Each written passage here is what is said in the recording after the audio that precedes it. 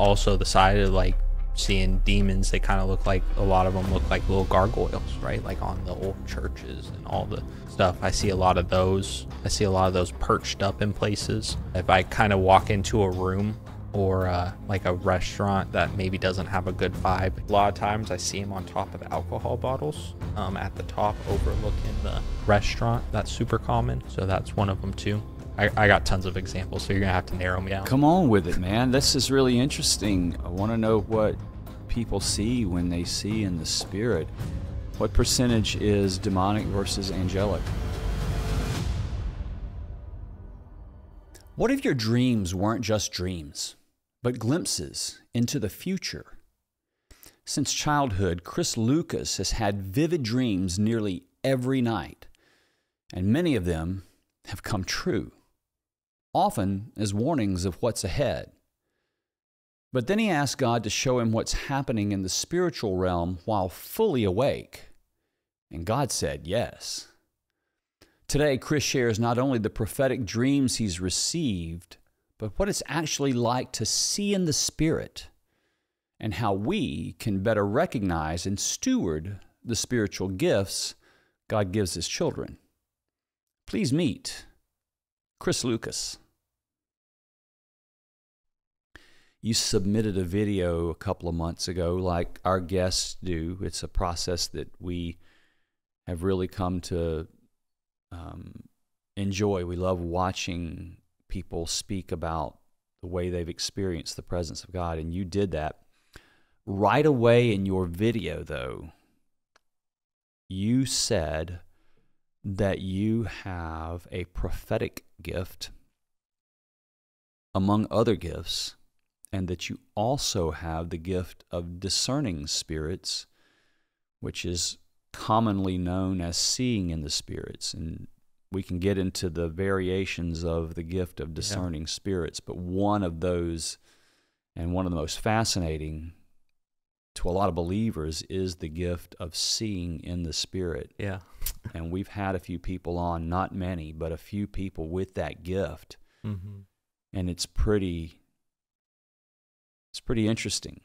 I would say so. Yeah, I would definitely say that. Well, because not everybody has that gift, and right. People are curious about that and have a lot of questions, and I'm going to try to ask some of those questions about that. But from a prophetic gift and seeing in the Spirit, to start, give me examples of what you mean by that. Yeah, good question. So for me, I've had full color, vivid dreams 5 nights a week since I was 5 years old. So for me, a big catalyst in how communication has come from God is through dreams, right? Through dreams was a big one. And then really, I saw that God was speaking to me through these dreams. And I was like, okay, if this is capable and able to happen in dreams, like I would like for this to be the same in normal life, right? Because the dream world is kind of weird speculation around it of like, is it happening? Is it not happening? You feel like it's real, but is it not? So I really wanted just as much clarity from God as possible. And I thought a good way of asking for that is like, if I can see that stuff in the day, then there would be a little less, people would be maybe more open to it, like getting prophetic word of like, there's no way you could have known that situation. So that was really kind of the catalyst on why I started asking for that gift. So you asked for the gift of seeing in the Spirit based on what you were experiencing in your dream life. Yeah, exactly. So tell me about these dreams. Yeah, so I got a few of them that are they're pretty crazy. The first one that I remember, I was about 12 or 13 years old. It was set up in an airport, and what ended up happening is this guy ends up going crazy on the airplane. He starts attacking people. He starts ripping people out of their seats. In your dream? In the dream, yeah, in the dream, and he's just going berserk. And so my dad was with me, and we were like, hey, we got to get off this plane. And then that was kind of the cut of the dream. It was probably 15 to 30 seconds, I would say. And it was just the thing I could remember from the dream, though, was him specifically. There was, like, to this day, I got goosebumps because I'll never forget his face. I'll never forget what he was wearing. And it was really one of those things. It was like, that was the highlight. He was the highlight. And then his actions were like, hey, let's be aware of this. So cut forward about 6 months, we were on a flight, and I ended up, we come out of, this is in real life, I come out of the terminal on one side, gate on this side, he's on gate on the other side, and literally it's the same exact gentleman wearing the same exact clothes, and him and I just made eye contact, and I ripped my dad's arm, and I said, hey, we got to go. And he just said, okay, great, let's leave. So it's one of those things where I never would have known like what would have gone forward from that, because we just got out of the situation. But it was a very clear like, hey, this is, this is something to be aware of. Is that the only one you've had? No, I've had lots. So another one, I was on a cruise ship in my dream, I was on a cruise ship with this woman, and she was somebody that we had known. And she ends up, we're running around the cruise ship, and then we end up getting followed by a group of guys. And then ends up, we make it back to the room on the cruise ship, and then these guys are trying to break into the room. And they're trying to get her. They're yelling her name like, hey, get over here, all that kind of stuff, attacking her essentially. So I ended up actually in the dream opening the door. I got tricked, right? Like the story, like the whole Adam and Eve, like we would never fall for that, like some people believe kind of thing.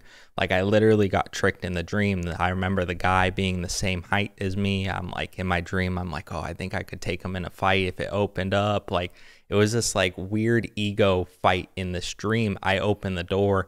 They all started bum rushing her and attacking her, right? So what ends up happening, after I woke up from that dream, it was like 2 a.m, and I just heard that voice of God saying, you need to call her and tell her.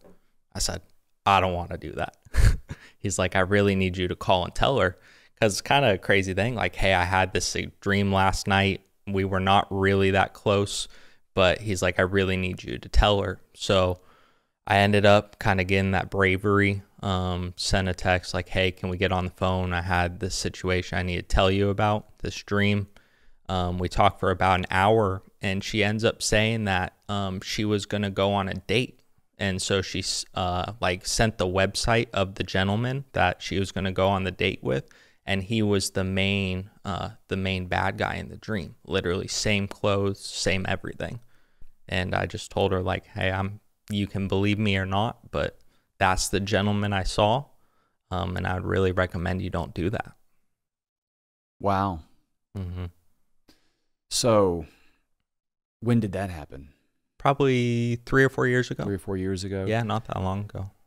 Okay, so you say you get, since you were 5 years old, Mm-hmm. you have gotten these ultra vivid dreams like almost every night. Yeah. And you've had clearly some dreams that have been prophetic in nature. In other words, they have foreshadowed or you've foreseen things that would happen in the future. Yeah. That actually, Yeah. Same place, same time, same person, like the whole shebang. And you saw people's faces. Mm-hmm. You saw the guy's face that she was going to go on a date with. You had no knowledge of this. She sends you the link, and it's like, yeah, that's the guy. Mm-hmm. Yeah, so then the question is, I mean, prophetic dreams. We have people who have prophetic gifts that I've had that happen where they will reach out to me. Yeah. Because they have had a dream. And it's, it gets you on alert, I guess. Yeah. It's kind of what it does for me. What is it about dreams? Do you have non-prophetic dreams? Do you have just regular dreams? Yeah. So literally, and the funny thing is like 5 nights a week since I was 5, but that also doesn't account for having like 2, 3, 4, 5 dreams a night. So literally I have such a big like data pool of dreams. Like that's kind of what I joke about, where I built, I think, really good discernment with God on, this is from God. This is kind of an enemy attack. This is just like, like a feel good dream, or it could be prophetic. So since I've had so many, that gives me such a big data set of like, hey, you know, kind of fitting just in motifs and themes from there. So how do you navigate that? Do you sort of reconcile each of those in the morning when you get up? It's like, okay, because I'll wake up and I'll remember a dream. Yeah. For a little bit. Yeah. And maybe a couple of days later, it's like, oh yeah, I remember that. But then it's gone. Right. I can't give you, I have one or two dreams that I can recall right now. Yeah. And it was, well, Jesus was the only one, I saw him in one that I could recount right now. And it was because I wrote it down, I think. Yeah. That makes a big difference. That day, it was so profound to me. So I've had one. So how do you categorize these things? How are you coming to understand how to deal with what you're experiencing? Yeah, that's a good question. At the start, I really just kind of accepted like this is life, like this is what it is. Like, because you go to Dr. Google and you're like, well, you got this thing wrong with you, you got this thing wrong with you, whatever it could be, right? And I was like, well, that doesn't feel right? I don't know exactly, you know, what that is. So for a big portion of my life, I just kind of accepted that was the thing. Like I would wake up like, oh yeah, Chris had a nightmare last night, or Chris had a great dream last night, and just move on with my day. And then probably into my early 20s, maybe probably 19 to 21, I really started to think there has to be a reason for this, right? There has to be some kind of reason that there's so much, so consistently. And I just picture somebody knocking at the door all the time, right? Like, hey, like, are you going to handle this? Like, are you going to do it? I've texted you 100 times. Like, are you going to manage this? So at that point, I started really working into like the whole Freudian, like psychoanalyzing all the dreams, and like, well, this could symbolize this. And this is, you know, if you see, you know, just all that crazy stuff, right? Like I see a bear and I associate bears with protection, or like a mama bear with protection. And then you're kind of going down that rabbit hole. There's never really any clarity behind it, because you're like, well, I would associate it this way, but somebody else would associate it that way. And then like I would start Googling what does a bear mean in a dream? Like that's a super simple example. And just kind of go from there. And then I still didn't really have any peace about that. And that was a good 2 or 3 year period where I'm like jotting down dreams every night. Because one of the mentors I had, she was like, you just need to write them all down and then you can start working from there. And I'm like, man, I just still don't feel any peace about it. And she was really big into that psychoanalyzing the dreams. And then there has to be symbolization, right? Symbolization in between the thing in the dream and then what that means in your outside life. And that's where I did that for a few years and didn't really find any peace about that. But I did notice that there was reoccurring like concepts in the dreams. Like, yeah, this bear would show up, the bear would protect me from the bad guys, or whatever it may be, from those kinds of things. So that's kind of where then I just turned to God, and I went on this 7-week journey, essentially. Literally every night of the week would have 2+ dreams for 7 weeks. And finally I just broke down and I was like, God, I just can't try to figure this out anymore. I can't do psychoanalyze. I can't write them down anymore. I really just need you to tell me what this means and what to do with this, and really just help me, because I was just at my breaking point at that point. Did he? Absolutely. Yeah. So yeah, dreams. I've not dug into this. I dream. Yeah. But I dream when I'm tired. Yeah. Really tired. If I want to get a good night's sleep, I'll try to do a run or a workout in the afternoon. Yeah. You know, and then get a good shower in and try to get to bed a little early. And there are things that I can do to help ensure that I get a better night's rest. Mm-hmm. I did that last night, so it's I feel really You're good feeling today, great so be today. ready. Yeah, I'm on my toes. But anyway, and in those nights, I'll find myself when I'm in a deeper state of sleep, when I'm really getting rest, that I'll have dreams. But most nights, You're just plugging along. Yeah, I don't, and I Yeah. wish I did, but I don't. And okay, that's fine. And when you think about what dreams are, and I would love to have a psychologist or a researcher that comes in and puts some definition around, and maybe you can do that because you've done some of this research. But you just think dreams are sort of a way for your brain to process some of the things you're experiencing mentally and emotionally in your life. Right. You're thinking, okay, I've done something that's offended some people, and so I feel like they are more in a posture of attacking me, and so I have a dream about being attacked in some way. And so you just you feel like that's a way that your brain sort of takes out the trash, so to speak, or processes your experiences. And I don't know that that's not the case for a lot of dreams, right? Yeah, I think that's a really good, like, it's almost a full truth. You know what I mean? Like, that's where I got to, and I was like, I'm really close. I feel like I'm on the verge. I'm like, because there would be stressful things. I would have a stressful day at work, and I would be like a chase dream, right? And there are even different types of chase dreams. I'm being chased and I can see the person. I'm being chased. I don't know where the person is. And then you can kind of associate out from there.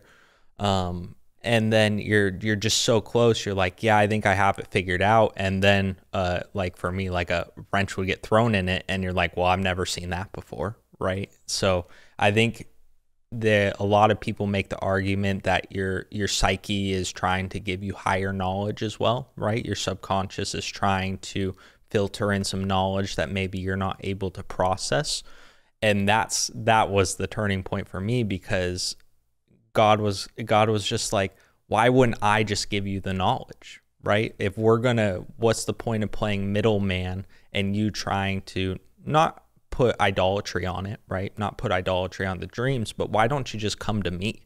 And so I felt like it was like this consistent, like him knocking at the door, like, are you going to ask me about it or not? Right. Yeah. And then that fear paralysis, right? Of like, well, I think I can figure it out. And so I was really stubborn about that. And I got saved later. There was a big portion of this part of my life where I wasn't saved. So I can see the miracles God was working that I didn't know it was God, as in Jesus. But that whole psychoanalyzing portion or higher knowledge from your subconscious was really the last point I ended up at. Yeah.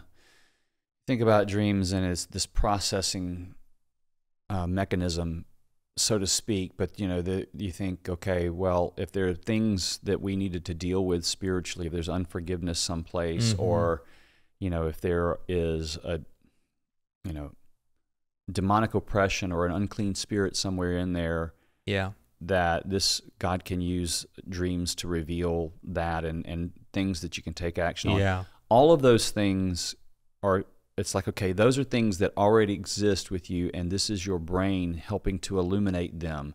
In other words, this would be a natural process. This isn't a thing that requires, that would qualify as supernatural. This is a natural sort of chemical process going on inside the brain to process things, whether it's something that you need to do or deal with, or whatever like that. But where that breaks down a little bit for me is when you see things in your dreams that you have not experienced, and then in the future you experience them, but not from like a self-fulfilling prophecy thing. Right. So you had to dream about a guy with a blue shirt, right? Blue shirt, brown pants, brown khakis, and brown shoes. And brown shoes, with a very distinct face. Did you ever seen this man before? Never seen him. Okay, so 6 months later, in an airport, in the whole thing,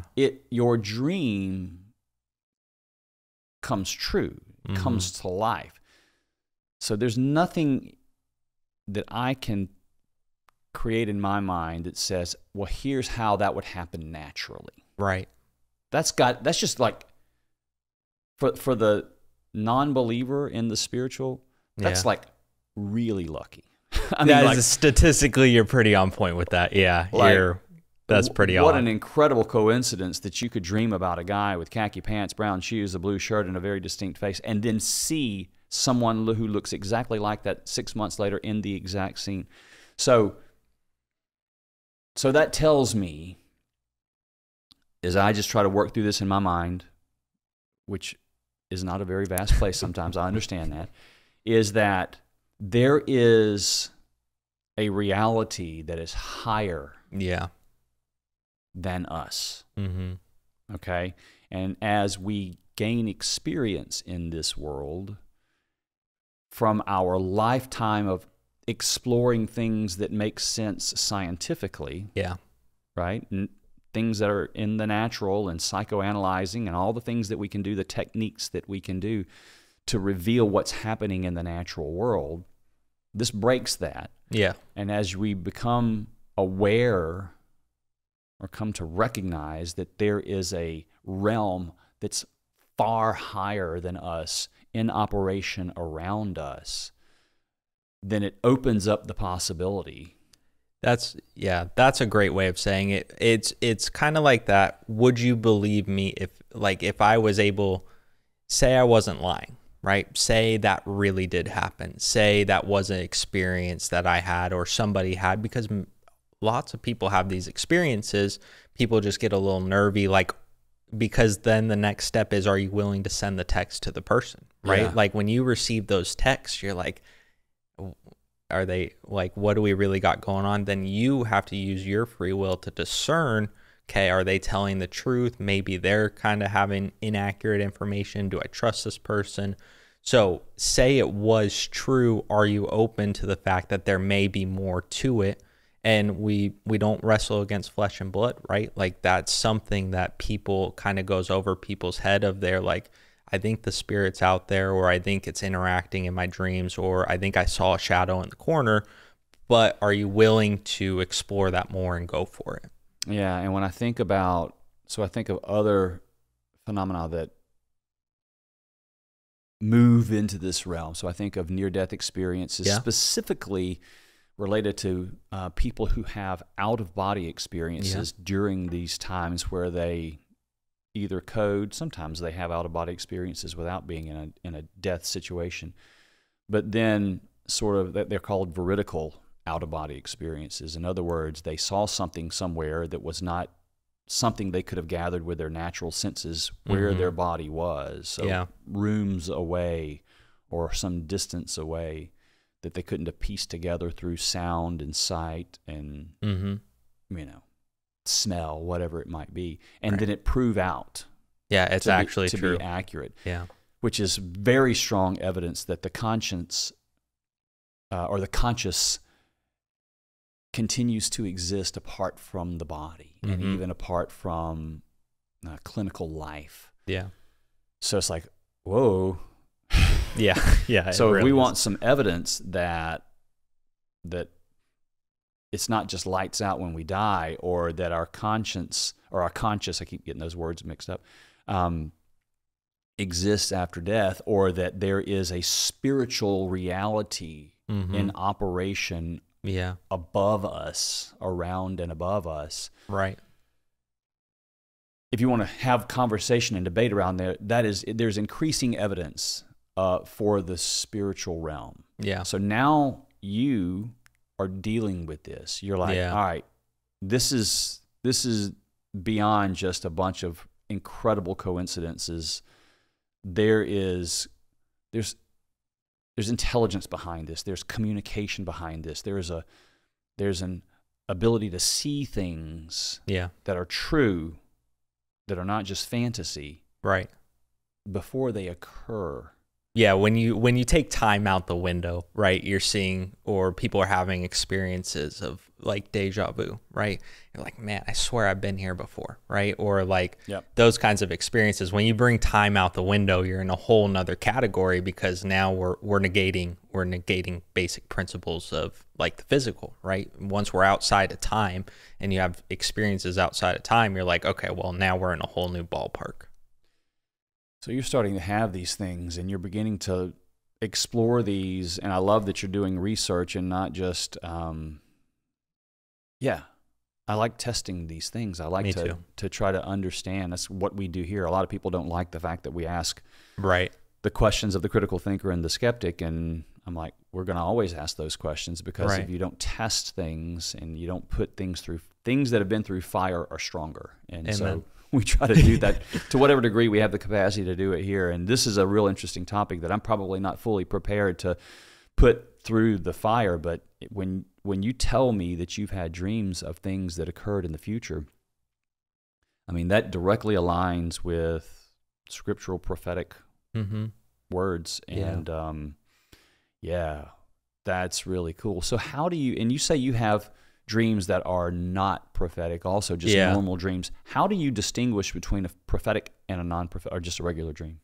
So dream discernment is really something that I started to really develop, and not develop, but like really start looking at, because I'm like, okay, I'm having so many dreams over such a long period of time. I really need to dial in kind of motifs. I need to dial in feelings afterwards. Right. We worship the Prince of Peace, right? So a lot of people are like, yeah, I had this experience, and when I woke up, you can have experiences where you're like, wow, that was really intense, but do you have peace after the message, right? Like when you leave church and heard a great message, right? You're like, wow, like I feel peaceful, right?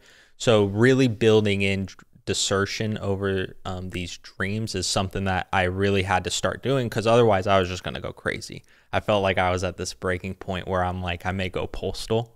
Yeah. Like just for having so many over such a long period of time. So, people do. Yeah. They really do. And that's where giving people, like I want to help show people kind of some criteria to say, hey, these are, because there's a wide variety for people that do have dreams, right? We have a gentleman that I work with. He didn't have a dream until he was 45 years old. Not a single one. And then the first one he had was a nightmare, right? So he's brand new into dreaming. And then he's like, wow, that was a scary dream. Right. And so there are basic tactics in the dreams that people, there's a lot of similarity between people's dreams. And it's, can you look at the tactics? Can you look at the motifs and the feelings, and then trying to discern from there? Yeah, that was maybe an enemy attack. Maybe that was, sometimes I have dreams where, like, I have a dog that passed not too long ago, and I got to hang out with him in a dream for 15 minutes. Like, that was an amazing dream. So it's not just bad and scary. There's also good on the other side of it too. So what's the test for you to say this was a prophetic dream? Is it what you do with it after you wake up? Is it directing you in some way? Yeah. How do you say, okay, this one I'm putting in the bucket of a prophetic dream, versus one that's just like, oh, that was just me being very tired and right, taking out the trash, so to speak? Yeah, the first thing I really do is the immediate feeling, like I was saying, after the dream, right? A lot of people have dreams that are really intense, like I'm being chased, like the people are so close, like, or they capture you, right? Like there are dreams where that happens.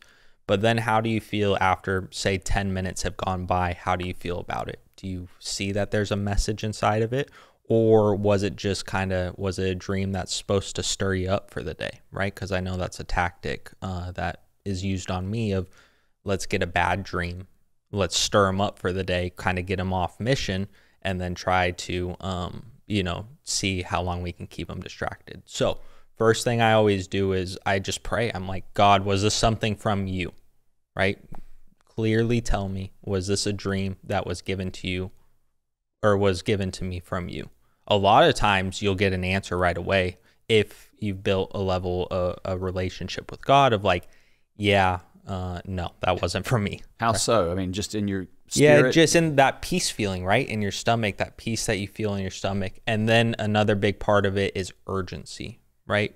So for the dream for the woman, she was going on a date that night, right? And that's why I needed to text her, and that's why I needed to start to get that process going, because she had that date set. So I just felt that like knocking, that urge, like you need to start and you need to go ahead and start that process. So, and then silence never goes misquoted, right? So if you're unsure, you can take a little bit of time. If you don't feel this pressure, or not pressure, but you don't feel this clear communication of, hey, the voice I know of God, right? My sheep know my voice, right? And then if it's not something like that first dream I was explaining, there was a 6-month window in between that, right? So time is important. Your feeling afterwards is important.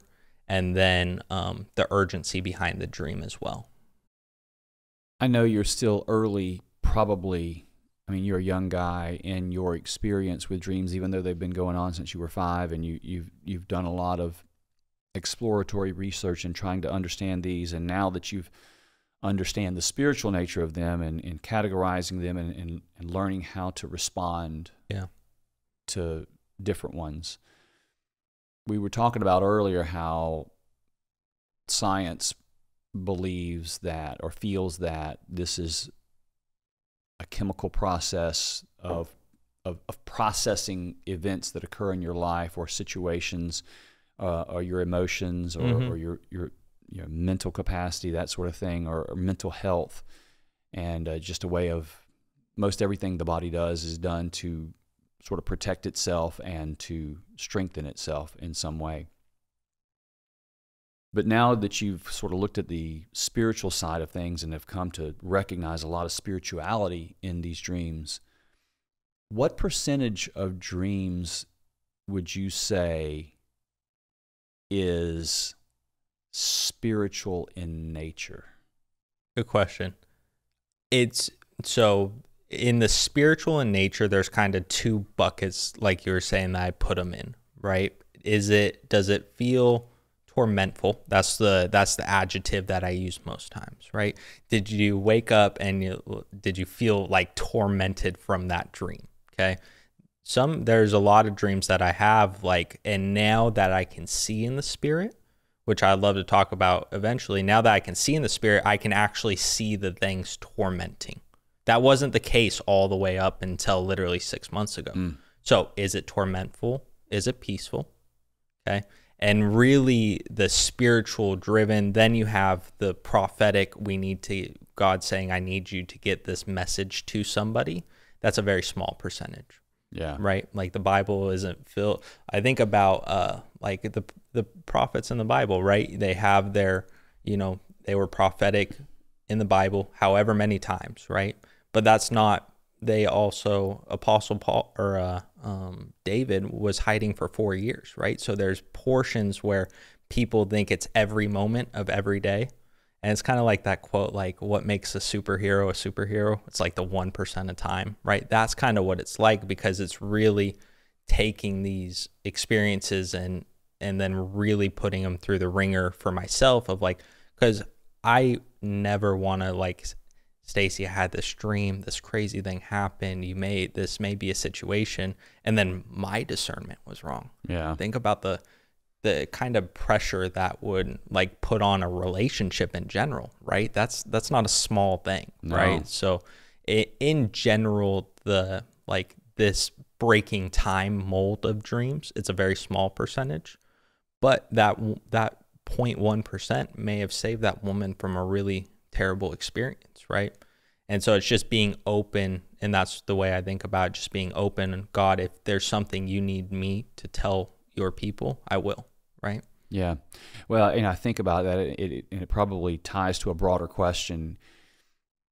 When we're not close to God, when we are consumed with the things of this world and its work and its activities and its family and its all the things, right? And we're not carving out time for God, we're not close to Him, we kind of look around, it's like, well, where is God? Yeah. And it's like, I don't see Him anywhere. Right. Right. And it's not that God's not there, it's just that our eyes are focused on the things that are directly in front of us. People who are have been in pursuit of God for a long time, in prayer a couple of hours every day, speak with Him, talk with Him all the time, you would ask them that same question. He's like, what are you talking about? Yeah. He's everywhere all the time. Right. I experience Him all the time. So person A, nothing is spiritual. Right. Person B, everything is spiritual. Yeah. My eyes are open to the spiritual life because I am in it. Yeah. And so you think about dreams, it's okay, no, it's just a process by where you clean your brain. It's like, okay, at what point do you immerse yourself into the spiritual side of this to say, you know what? even the throwaway dreams Mm-hmm.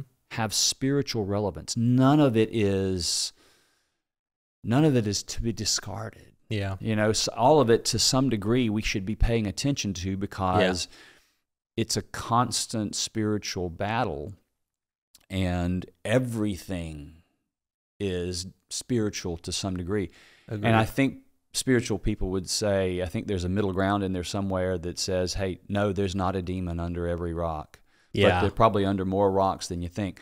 So I'm asking you that question about dreams. Do you feel like if you get to somewhere later in life and you're going to say, you know what, there's a good chance that every one of those dreams had some sort of spiritual root? Or would you say, I know the ones that are spiritual, and some of them are just your brain taking out the trash at night? Yeah, that's a good question, because I think, so if we're going to classify dreams into spirit-led, it's about, okay, what side of the spirit is it, right? And then seeing the tactics behind it, right? And so, like, for example, like people that have chase dreams where people are chasing after them. This is kind of a crazy story, but so I had a chase dream. I would consistently get chased. I would be chased, essentially, right? And so psychoanalyzation told me you're being chased because you're running from something, right? Well, that may be true, right? Like you're saying, people, especially people in the spirit, they do sometimes believe there literally is a demon under every pillow. And for me, I think a big portion of that is how much has God removed the veil. And then as your skill set develops, you can discern that a little bit better, of like, hey, the veil's gone a little bit, or I don't see anything, right? So going back to the dream, so I'm getting chased, and this thing chasing me is like this 7-foot tall, all white, like snaggly teeth, like what people would assume a demon looks like, right? If like Lord of the Rings, like orc looking kind of thing, right? And so I hear the audible voice of God in my dream, and he says, turn around and walk back towards the demon. So in a lot of my dreams, I'm really lucid, right? It's not like they are happening to me, but as I've grown spiritually, I get a lot more lucid or, semi-lucid dreams. And so I'm like, so I keep running for another 15, 20 seconds, right? And the demon thing is still chasing me. And God says, turn around and face it. So in my dream, like I physically remember, it's like I stood up, like out of bed almost, like I turned around, I started walking back towards the demon, and then my face and the demon's face were this far apart, and it's screaming at me. It's got snaggly teeth. It's kind of spitting all over me. And he said, put a cross on the demon's head. So I put, like, literally remember, boom, boom, put a cross on the demon's head, and just almost melted into like just a pile of goo. And the message, so then God's like, the more you play into the fear, the more control they're going to have. So, and he was speaking from the demon's perspective, right? They want to rile you up. They want to get you scared. They want to get your heart rate going. And the more you play into that, the more, the more tormentful they can be. So that was an experience of, I had that after lots of praying, like, God, like, just give me the skill and ability to manage these dreams. And then that dream happened. Did you grow up as a person of faith? No, like, really. So my story was, I got saved in 2020. Before that, I kind of felt like something was out there. I was 12 years old. I asked to go to a Buddhist temple. I'm like, Mom, take me to the Buddhist temple, because I felt like there was more to it, but I didn't know what it was. So my whole family's saved now. We end up getting saved. I got saved in 2020. And then from there, I ended up getting baptized about 3 or 4 months after that. And then that's when stuff started to really kick off. I had a supernatural encounter with Christ July 2023. And from that moment forward, it's just been lights out. Like, this is what I'm dedicating my whole life to. Like, I'm just love him so much. So you had this gift before you had relationship with Yeah. Christ. Yeah. I didn't even know it was him. So God gave you something without you knowing him. Yeah, so I want to tell this story because it was one of the most pivotal points in my life. So there was a point where my now wife and we were together at the start, and there was this moment. I was living across the country. I was really missing my family, and I was just didn't really know kind of what to do next in life, right? My coaching career was going great, but I didn't really know what to do kind of in the rest of life, right? I was excelling in one point, but everything else was really empty. And this is before I knew Jesus. And I was praying, and my wife is like, well, are we done, right? Like, I hadn't been talking to her a whole lot. I was just kind of disconnecting from everything because I'm a disconnector. And I'm sitting there. I'll never forget. I was sitting there at my computer, and I just hear, I didn't know it was God. I didn't know it was Jesus. I just hear this voice, tell her you're never leaving her. And like, I didn't know it was him, and it was literally the best thing that's ever happened in my life. I got 2 kids now. She's the best thing that's ever happened to me. I didn't even know it was him. So I couldn't even imagine. What is your understanding of that? I really thought before that it was a manifestation kind of thing, that there was just kind of some spirit, something more to it that was kind of leading and guiding. I was like, well, if God did exist, I would think he would want the best for what he created, so he's helping. So that was my understanding at that point. Was the dream gift or talent, or whatever the world might call it, the catalyst for your pursuit and search for the truth of God? Or did he pull you in another way? That was a big portion. That led me to the point of something existed. But that didn't pull me to the point of Jesus. There was a gentleman that really showed me the truth, and he was the main reason of, like, it was a that makes sense moment, and there's no other argument to that. I heard him talk about Adam and Eve from a different perspective kind of for the first time, and like something I could understand better, just something I could understand better. And I was like, wow, that's it. Well, so you grew up in the United States. I did. It's a challenge in most places in the world to not have heard or know about Christianity. Yeah. And God in general. So these things seem to happen in your 20s, right? So there had to have been something even through your formative years and teen years that caused you to evaluate Christianity specifically, and even the existence of God, and not necessarily embrace that. What was your thing that was sticking in your side that prevented you from Christ? The thing that was sticking in my side was really the thought that it had to be through Jesus. I didn't have a good understanding of atonement, so that made no sense to me. I thought about all the people around the world that may never hear, and these are things that I just didn't know the answers to. People that are in, third world countries that may never know. And then really the concept of hell, really, I was like, there's no way, because I thought God was all love. He is all loving, but I thought he was all love. I think about, for my daughter, would I be willing to discipline her? Right? That was the idea. I didn't think that would be possible, or that a God would do that, right? And discipline's an interesting word, but that's kind of the idea. So those were the main hiccups that I had, that I was like, that just doesn't, like, those really are throwing me off. Those are big obstacles for Huge. people. So how did you get to the other side of that?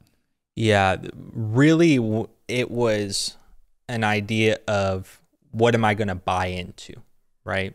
So when I had Adam and Eve, and nobody explained Adam and Eve to me, like just wasn't something that came up, right? So the way the gentleman explained Adam and Eve is, okay, so say you are gifted this beautiful car for your 18th birthday. You're an adult, the title's in your name, it's all yours.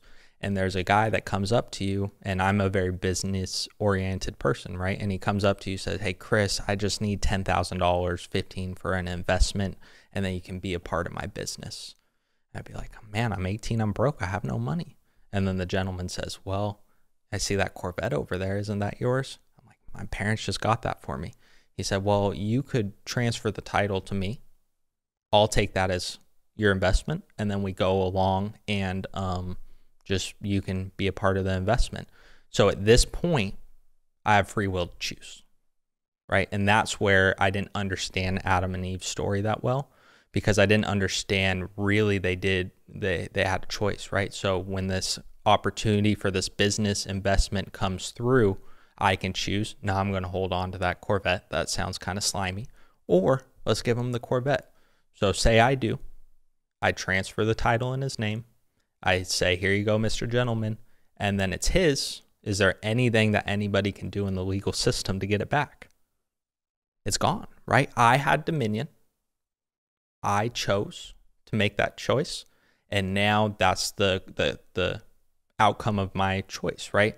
So when it was explained to me like that, I was like, wow. I really thought back to all the times that I've made poor choices. I'm like, I can really relate to that. That makes a lot of sense to me. And that was the tipping point, because I'm like, okay, if that can be true, everything else can be true, right? Yeah, that's good.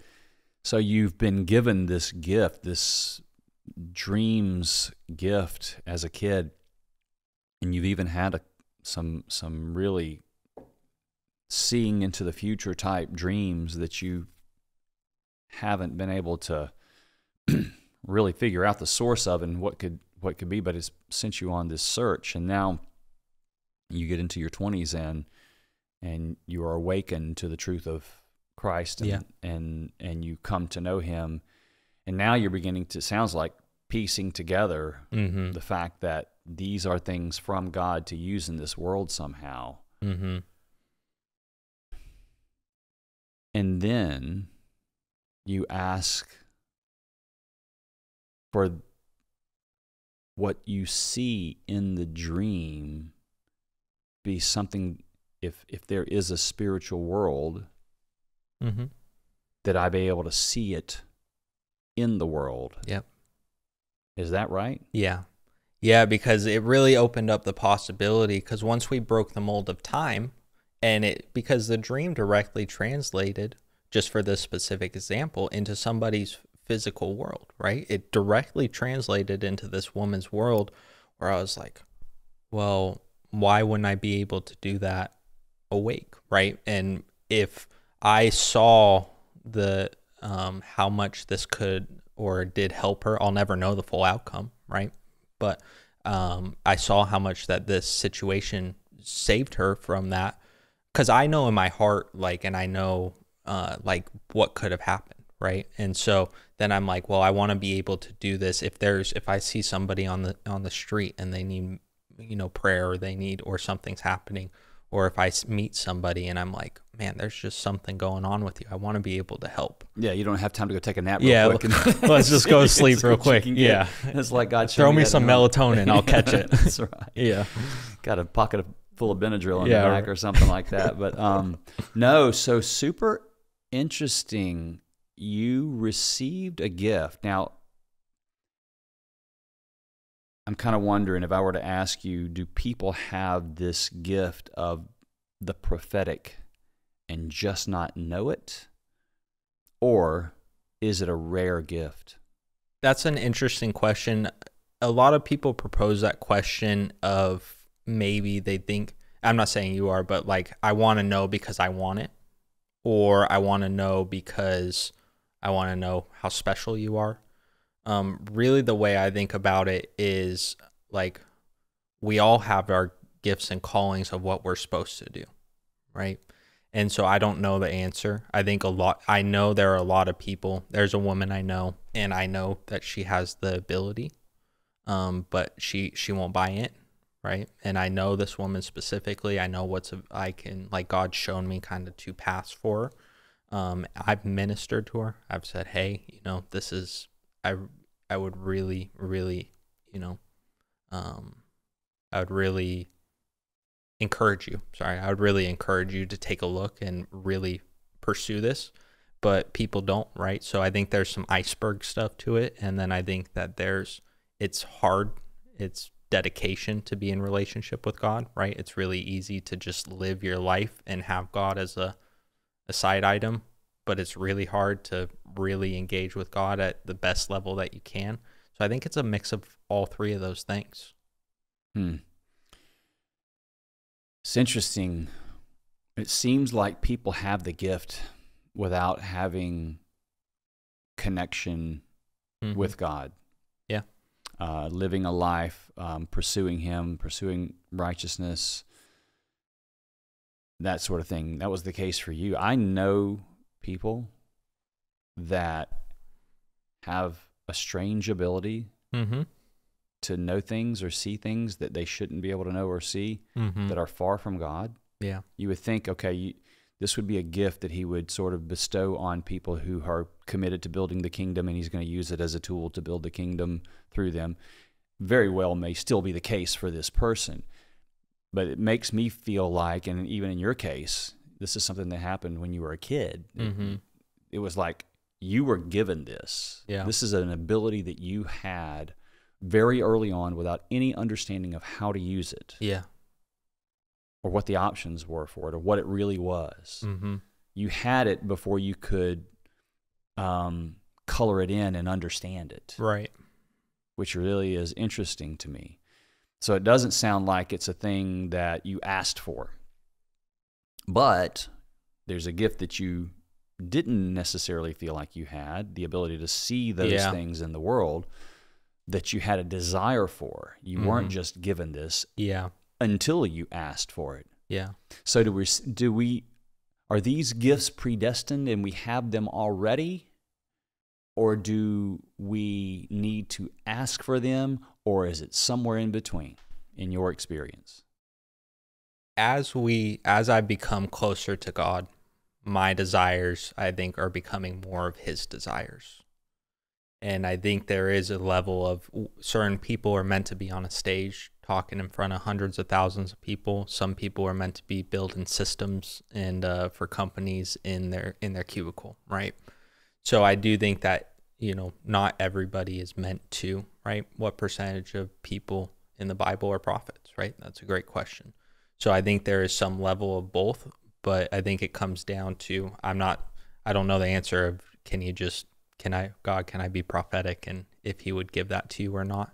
I think there's a lot of contingencies with somebody's heart that come with being prophetic, right? Because absolute power corrupts absolutely, right?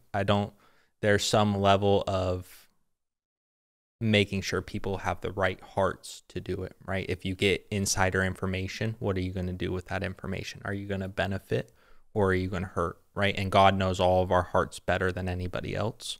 So I think that's a factor too. And I've noticed a lot of people are a little more sensitive that are prophetic, right? They're a little more empathic. They're a little more that kind of stuff. So I think it's, like you said, a really big mix in between, but people should really follow what you like. I think, like you said, we've been given a skill set by God, right? Some people can hop on the computer and do amazing. Some people fall apart on the computer. So I think it's about following what your skill set is and being open to that being your role in the kingdom. Yeah. Because I think we want gifts. I think we want gifts. And I want gifts. Can I attest to that? Of wanting the gifts? Yeah. So when I first started, the first time I ever heard, I was listening to a sermon, and he's like, I see the angels. I'm like, what are you talking about? Right? I was like, I want to see the angels. And so for me at the start, before I was really building my relationship with God, I was trying to use that as belief. Hey, God, if you show me an angel, I'll believe more, right? And all of this is in our hearts to some extent, right? That unbelief is hard, right? It's really hard. And people think more proof equals more belief. And I don't know if that's necessarily true either, right? There's something special about believing with the more you trust somebody, kind of the less information you need sometimes, right? If Rihanna, my wife and I are going out, and I say, hey, let's go to the store. What store? What time? Why? Where? Or is it, let's just go to the store, right? Because there's a level of trust. So for me, I was using that as a bartering chip at the start before I got the gift of seeing, because I'm like, God, just show me this and I'll believe. And yeah, right? Like the infinite God that created all of us. And that was the token. That was my hand. Those were the dice I was rolling. So like looking now, obviously it's a little silly, but that's genuinely like, I'm like, I just need a little more to believe. Right. So it's that's what I was doing at the start. I think a lot of people come from that position because they want more evidence that God is actually real to sort of cement their position. You know, people come on here, and the first question I generally ask them, it wasn't the case for you, tell me how you experience God. Yeah. Because we have everyday people on here who experience God. Clearly, you do as well.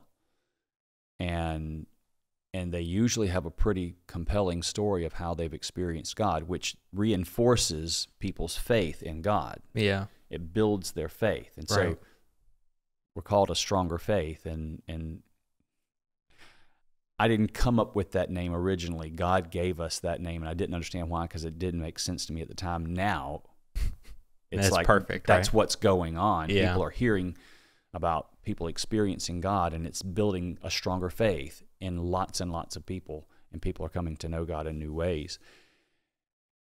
But it's this evidential thing that we need evidence. Exactly. We want, it's the person that mocks us, you know, in social situations, because I can't believe you're primitive enough to believe in that, superstitious nonsense from, thousands of years ago. Still, it's 2025, get real. Right. It's like, I want that person to experience God. I want to demonstrate evidence. And if I were to see angels and have a prophetic word for them, or lay my hand on them and pray healing for their stage 4 cancer, and it go away, how do you refute that, right? And so we want that.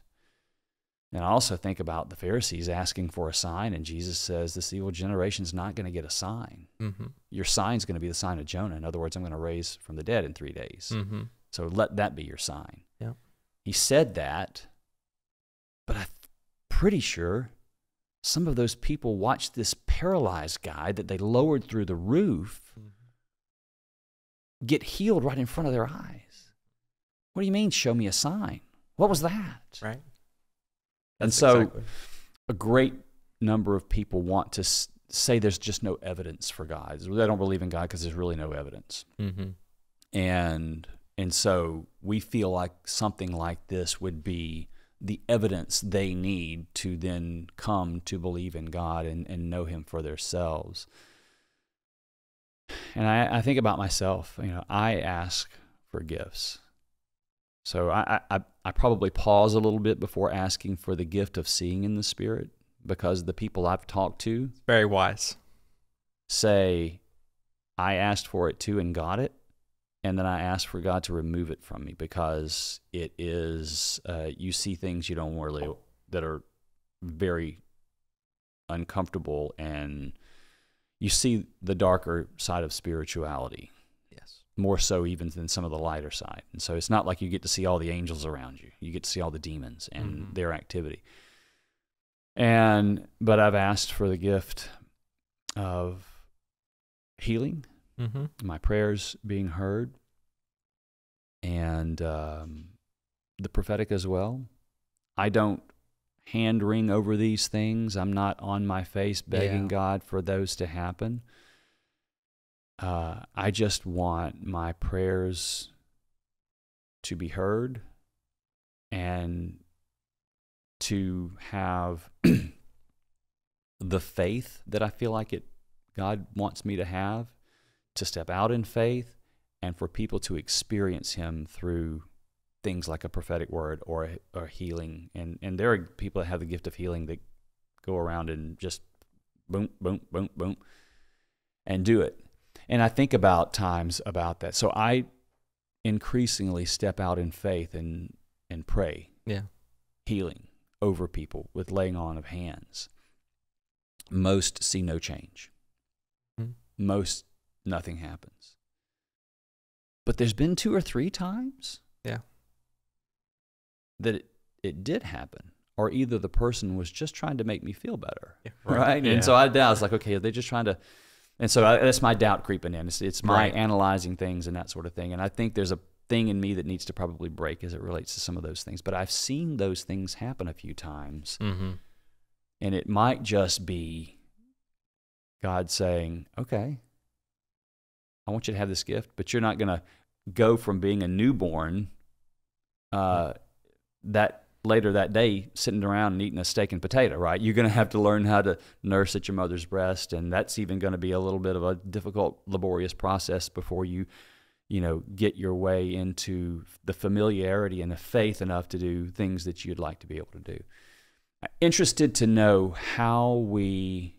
what's in your experience the secret sauce to receiving the spiritual gifts, whatever they may be.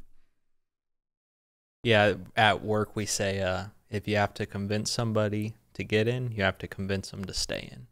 And that happens, I think, a lot of times with people is we believe if I can show you this miracle, then you'll follow God with me. And I think to the context of God already knows their heart. God already sees all of what's going to happen for that person. And it may be one of the people you touch that they did need that, right? And I always think back to these videos and they say, well, if Christianity was true, would you believe it? Yeah. Well, I don't know. Like, well, there's your answer, right? So I don't think it necessarily comes down to us every single time, because I know my heart is to save souls, right? And I want every soul saved, right? So it's not about, for me, I want it to be done the perfect way, God's perfect way, so that when they do come, then it's built on a strong foundation, right? I want the foundation for them when they enter their relationship with Christ to be full. And if it's this one, because think about the doubt that comes in from one experience, right? Like it could be does my knee feel better, right? Like, and then you're like you were literally just saying, they may have felt it, they may have not. Like, that's the tactic of the enemy to bring in that unbelief, right? Yep. To separate us. So for me personally, I trust, now that I've seen more of God's plan inside me, like if he would have came to me, I think about the story back to my wife. He saved that relationship without me knowing he existed in the proper context. But why didn't, there could have been a million ways that happened. Well, it wasn't time for me yet, right? I don't know why that was the case. I don't know why that was the plan, but that's how it needed to happen. And now my foundation is so strong that I'm going to do everything my whole life to continue to do this, right? So that's the context for that. And then for me and my journey of seeing, it's exactly what you explained. It started off as I know the stuff is there, like you can see it out the corner of your eye, or you can just feel it, right? Sometimes you walk into your room and you're like, oh, I don't know about this place, or maybe you get goosebumps. Some people get goosebumps. Some people feel rush over them, like hot or cold. Believing, it took me to believe that was real before God gave me more of seeing, because I had to believe that was even a thing before God says, okay, I'm going to take off the veil. And your statement of let's be slow to ask, because that's wisdom, because maybe it's too much for certain people, right? Like we said earlier, certain people just break, right? And they just can't balance the life of normal life and seeing in the spirit. Is that person real? Is it not? Like the veil can be moved so far for some people that it really is overwhelming. Yeah. It's a great conversation around the spiritual gifts. Does God preordain those, and He's selected a few people to have these gifts, or is each gift available to anyone who asks and has faith and their heart is pure to do kingdom work? I don't have the answers to those questions, and I mean, only God knows that. I think He's got good gifts for all of us.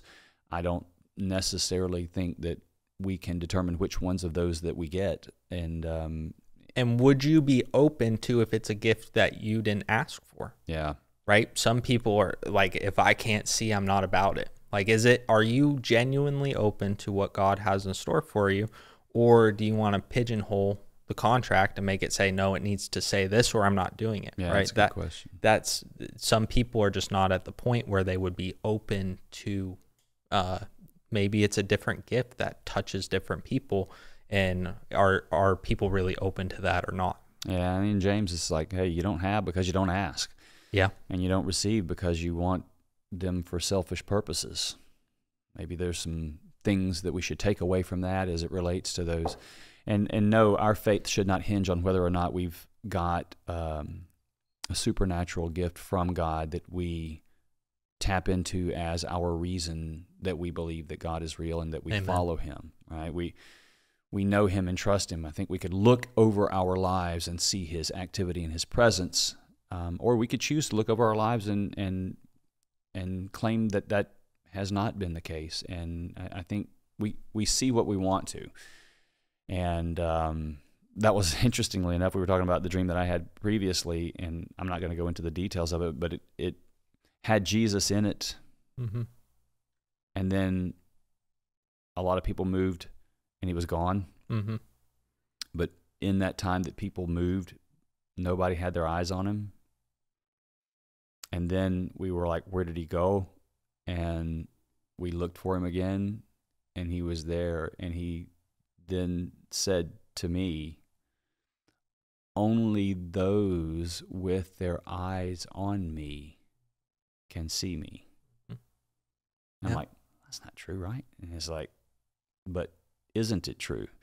So do we need a sign?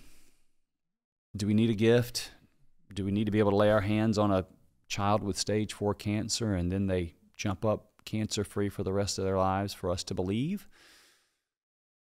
If so, I don't know if that's the way that works or not. And so I don't know what the secret sauce is on that, and other than just remaining faithful and let God give you the gifts that He's going to give you. And I would say also, if you want a gift from the Father, why not ask for a gift from the Father? Just keep your motives pure, right? I don't know. Right. If my daughter came up to me, she's young now. She's not at this point yet, but she says, "Hey, Dad, I'm really interested in this, whatever it may be. I'm really interested in," say it's even picking a car. Hey, I want to pick this car, or I want to pick this car, or hey, Dad, can you take me to piano?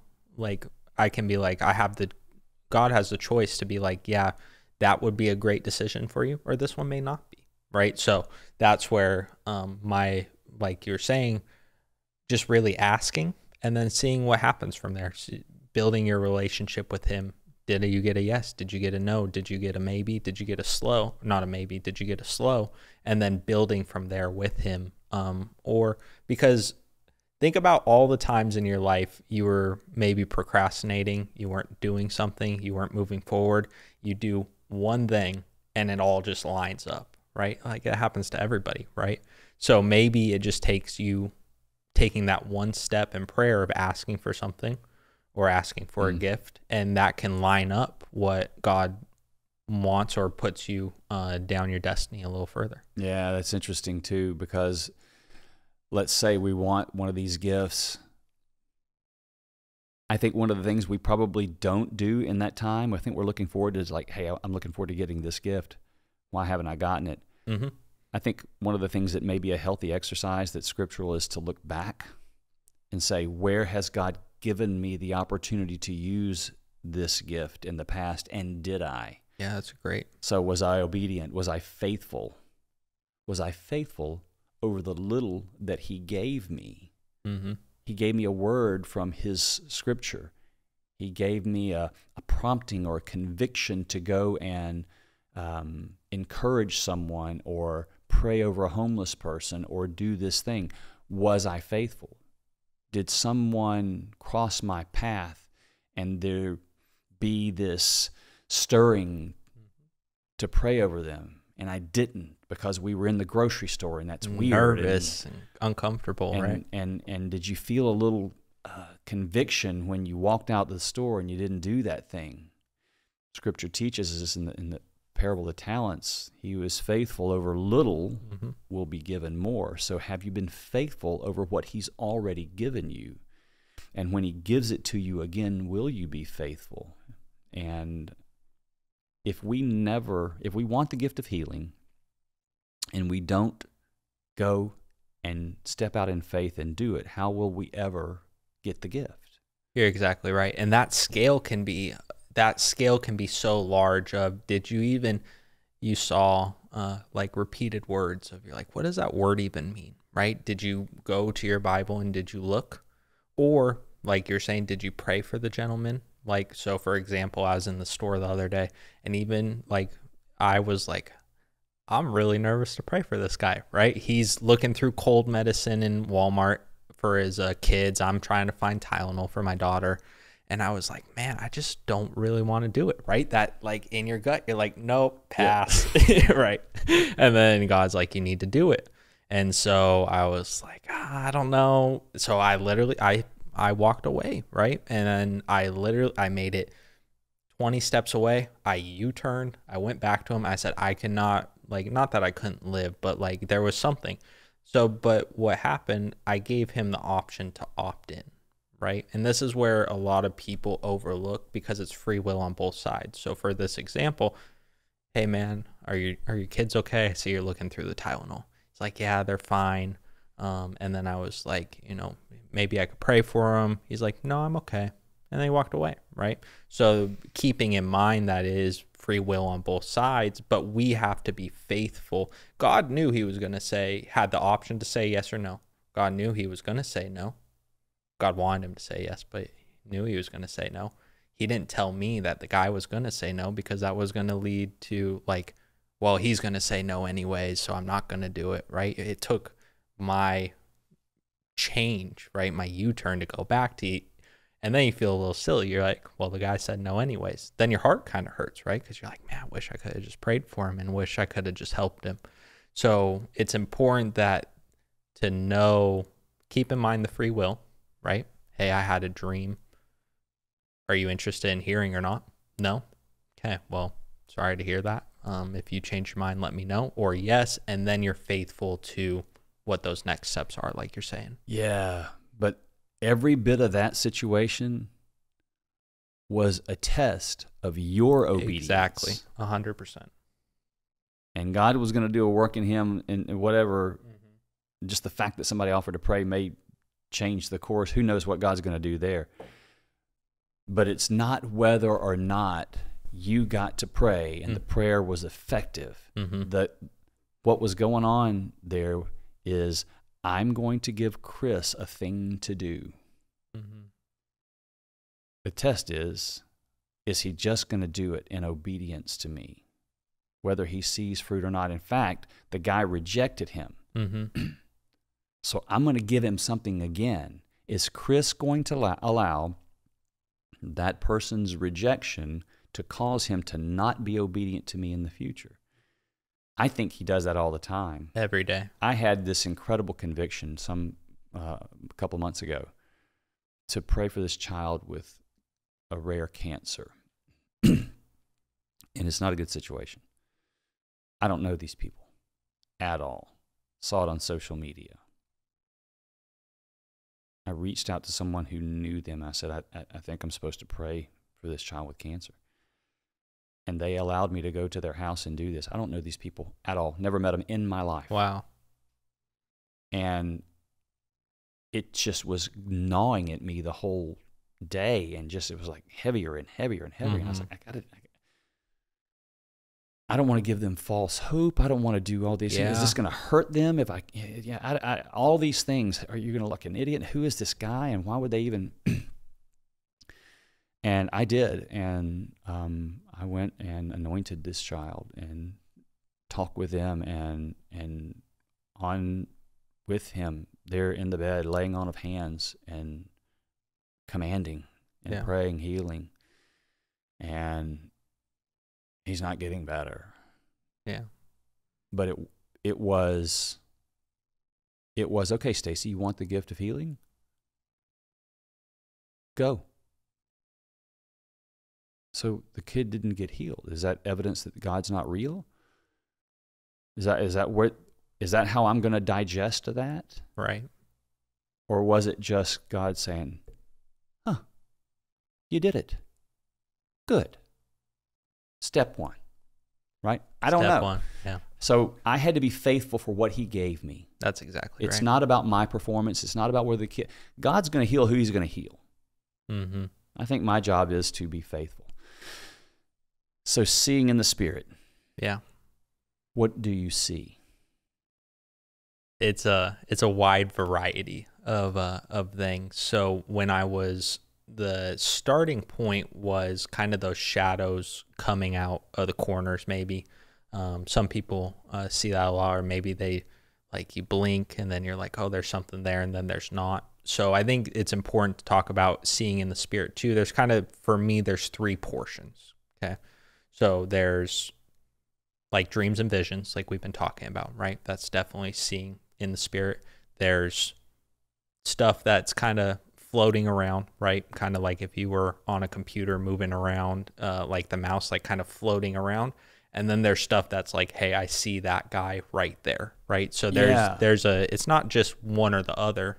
Pause for a second. Yeah. Dreams and visions are seeing in the Spirit. I had in my mind that dreams and visions was a gift in and of itself. You're saying that falls under this discerning of spirits. So you believe I do. Dreams and visions are a form of seeing in the Spirit. I really do, because so for example, I was having a dream, because it translates together. So let me give you an example. I was having a dream and I was feeling this pressure on my chest. Like it felt like something was just pushing on me. It was pushing on me, and I was in my dream, like I was stuck on the ground and I couldn't get up. Okay, so it ended up kind of turning into maybe a little bit of a sleep paralysis situation. So I'm praying, and like the only thing I can come up with is like, Jesus save me, right? Mm-hmm. Call upon his name. So then Jesus beams down, the demons flew away, and then I felt this pressure off. But then I woke up out of the dream, and then I see them flying around in the bedroom, right? So the Spirit is not just one or the other. I really do think it kind of interweaves itself in between normal life, dream life, visions and spirits, and the whole thing. Yeah, I've heard other similar things like that. That's interesting. So it is all one. It's just where you see them. Yeah. That's really cool. Okay, so you were in 3 different modes. You were in dreams mode. I think I saw something out of the corner of my eye. And there's homeboy right there. There he is. He's standing. He's looking at us. So go ahead. Continue with that. So for example, everybody thinks, right, it's I see him right there all the time, right? But that's not necessarily true. That happens a lot. So for example, we were getting craft stuff for a project at Michael's, and I'm literally standing there, and I could see this girl just super close to me, and I'm like, why is this lady standing right on top of me? And I look over at my wife. My wife just like kind of shrugs. She didn't know what I was referring to. I'm just trying to get some help. And so I turned back, and it wasn't even like I turned fully where the person would have been, and she wasn't there. right? So I could see her, I could feel her, like I like had the goosebumps. I knew she was around, but she really wasn't there. She was a spirit in that area, right? So that was like, I knew it was there, kind of like you're there, but like when like in Star Wars where they slash through Obi-Wan and then he like he turns into the spirit, that's kind of what it was like. So that's happened quite a few times. That's pretty consistent. And then there's also the side of like seeing demons. They kind of look like, a lot of them look like little gargoyles, right? Like on the old churches and all the stuff. I see a lot of those. I see a lot of those perched up in places. If I kind of walk into a room or like a restaurant that maybe doesn't have a good vibe, kind of a lot of times I see them on top of the alcohol bottles, at the top overlooking the restaurant. That's super common. So that's one of them too. I got tons of examples, so you're gonna have to narrow me down. Come on with it, man. This is really interesting. I want to know what people see when they see in the spirit. What percentage is demonic versus angelic? A lot of it's demonic, and not demonic. It's scary at the start. You're like, man, that thing looks scary. A big reason I pray, I think into Psalms. I pray to be a warrior for God, and I pray, and God, I think, has moved me into a spiritual warrior, a prayer warrior. And so when I see those demons, I pray over them and I cast them out. Like whenever I see things that are not of God, I pray protection. I pray like over the people. Like it's a consistent, I'm trying to like get them out of there, right? And so that's a big portion of it too, that I go through. So that's pretty common. Do you see angels? Yeah. So I've seen 4 vivid angels in my life. So I've seen my guardian angel. I've seen my wife's. I've seen, there was an angel that I saw in Las Vegas. And then I had an experience in the hospital, not for myself, that I saw an angel as well. So this isn't a every week, daily basis type thing. This is a rare occurrence that you see those.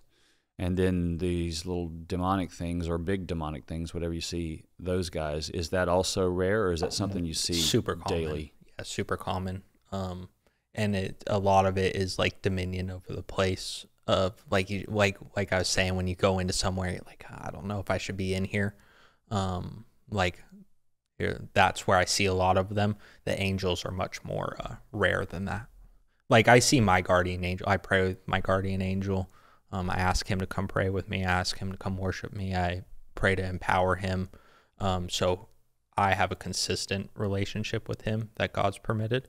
And then the other ones are less common. That's interesting that you see demons daily and angels rarely. I guess if you understand and you have taken on this role of, battler for the kingdom of heaven, probably showing you where the battle is, right? Yeah, exactly. That's interesting.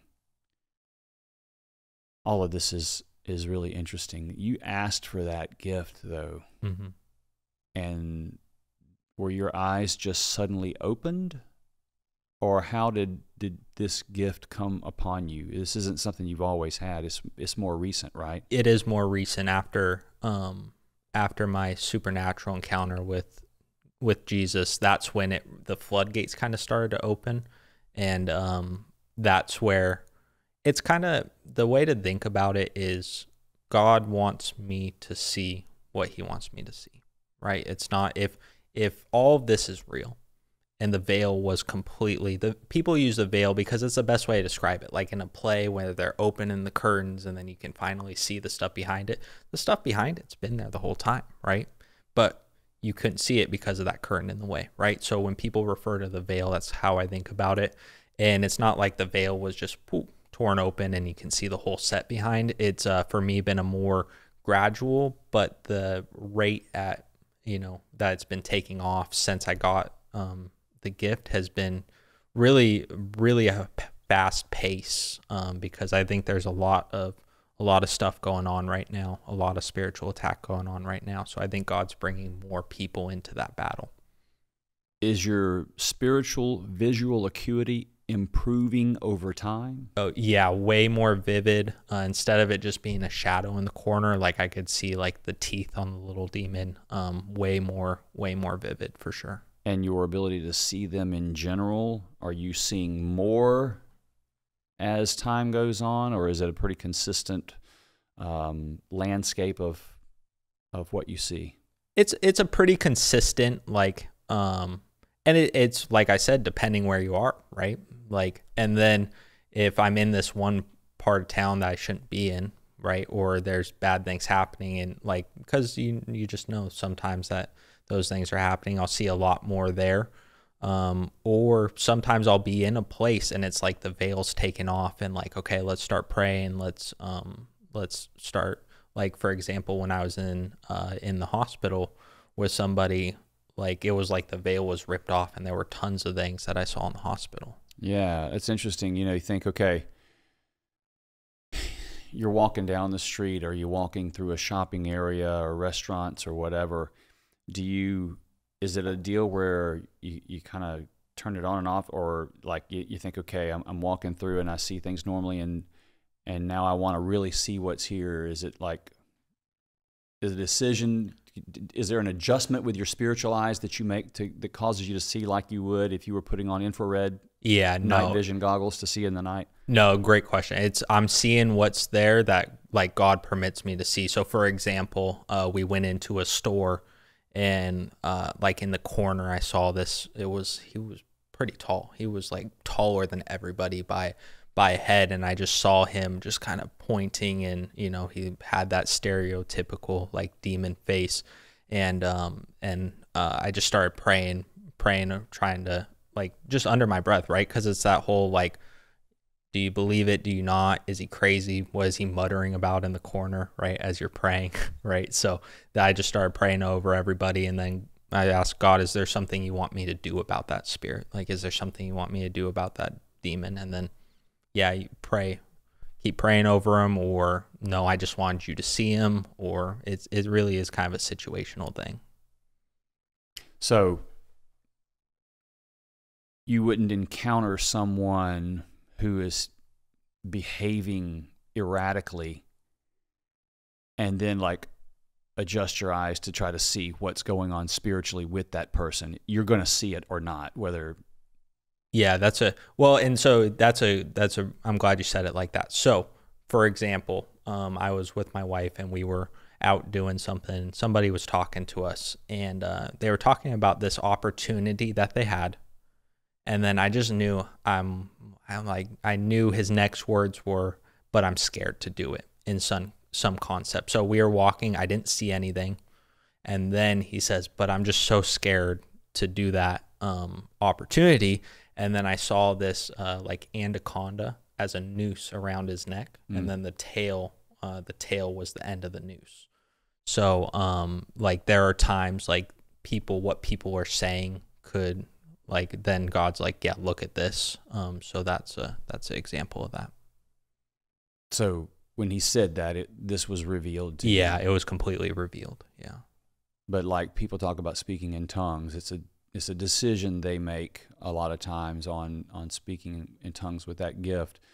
They can kind of do it or not do it. Mm-hmm. Seeing in the Spirit, in your experience, isn't something that you can kind of choose to do or not do. It is there. It's there, yeah. Yeah, that's interesting. You've made mention 2 or 3 times about a supernatural encounter with Jesus. I believe you said it was in 2023. Yeah, July 2023. Can you tell us about that? Yeah, I'd love to. Okay, so I've not told this story a bunch of times, so I'm going to piece it together the best I can. So earlier in my adult life, I was having a lot of problems with pornography. I never cheated, right? Depends what you classify as cheating, right?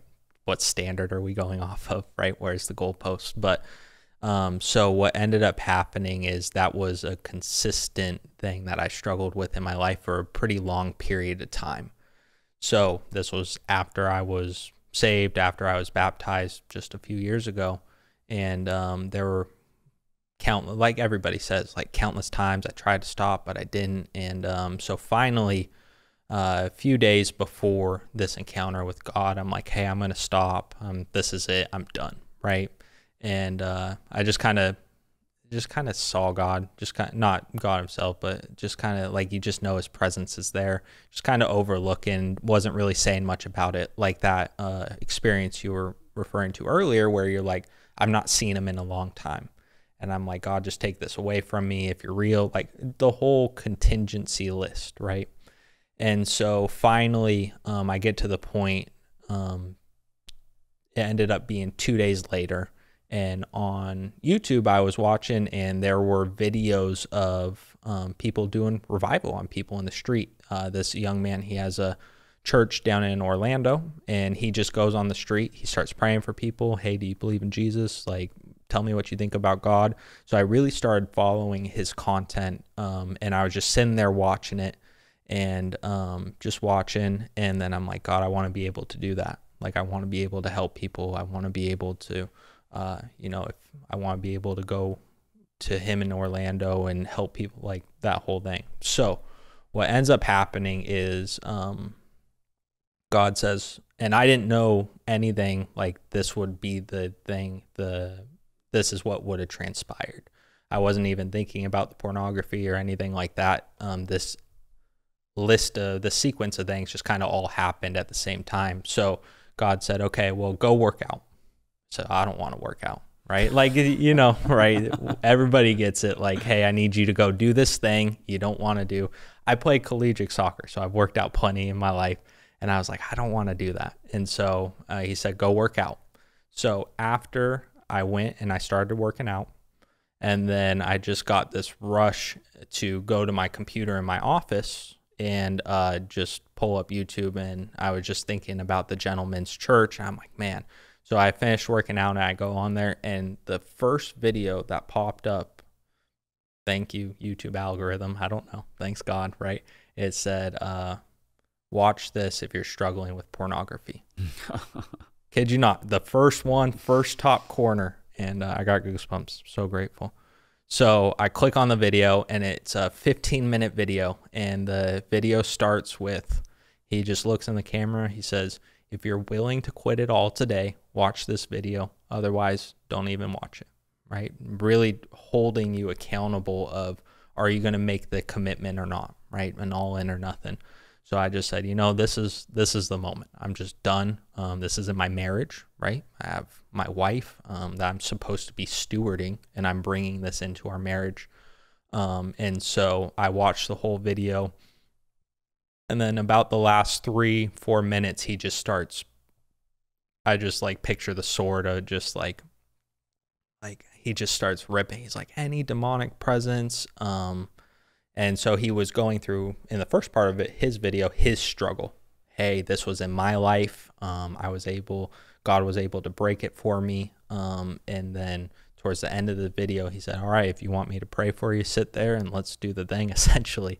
So he starts praying, and I, at that point, like, it was like a pure, like, exorcism. Like, it was stereotypical.